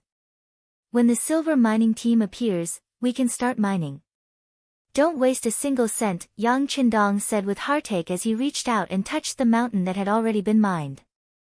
A day later, Yang Qindong left the mine with 1,000 long way. Another day later, they arrived at the city of Marilag. Here, the commander of the 1st Sea Army, Gao Xiong, had already led the main force of the 1st Sea Division to make preparations to besiege and attack the city. What's the situation inside the city? In the camp 5 miles away from the city, Yang Qindong asked Gao Xiong.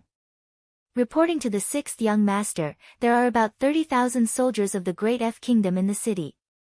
There are also 300,000 local civilians, among them, there are also 5,000 Han civilians. When Gao Xiong said the last sentence, he was a bit hesitant. There are also Han civilians? When Yang Qindong heard this, his eyebrows slightly raised. Obviously, this result was somewhat unexpected. Yes, they are all Han people and their descendants from the entire archipelago. Perhaps Abu Bakr knows about our policies towards the common people, especially the Han people, so he intentionally prepared this move to make us hesitate. Gao Xiong was a bit angry when he said this. Obviously, he was very angry at Abu Bakr's shamelessness. You're tuning into the Blissful Bookshelf YouTube channel. We're so grateful for your support and don't forget to subscribe to join us on this incredible journey through captivating stories. Your generosity through donations truly makes a world of difference, as it's the primary source of revenue that allows me to expand and enhance this channel for you. Thank you from the bottom of my heart for being a part of this adventure.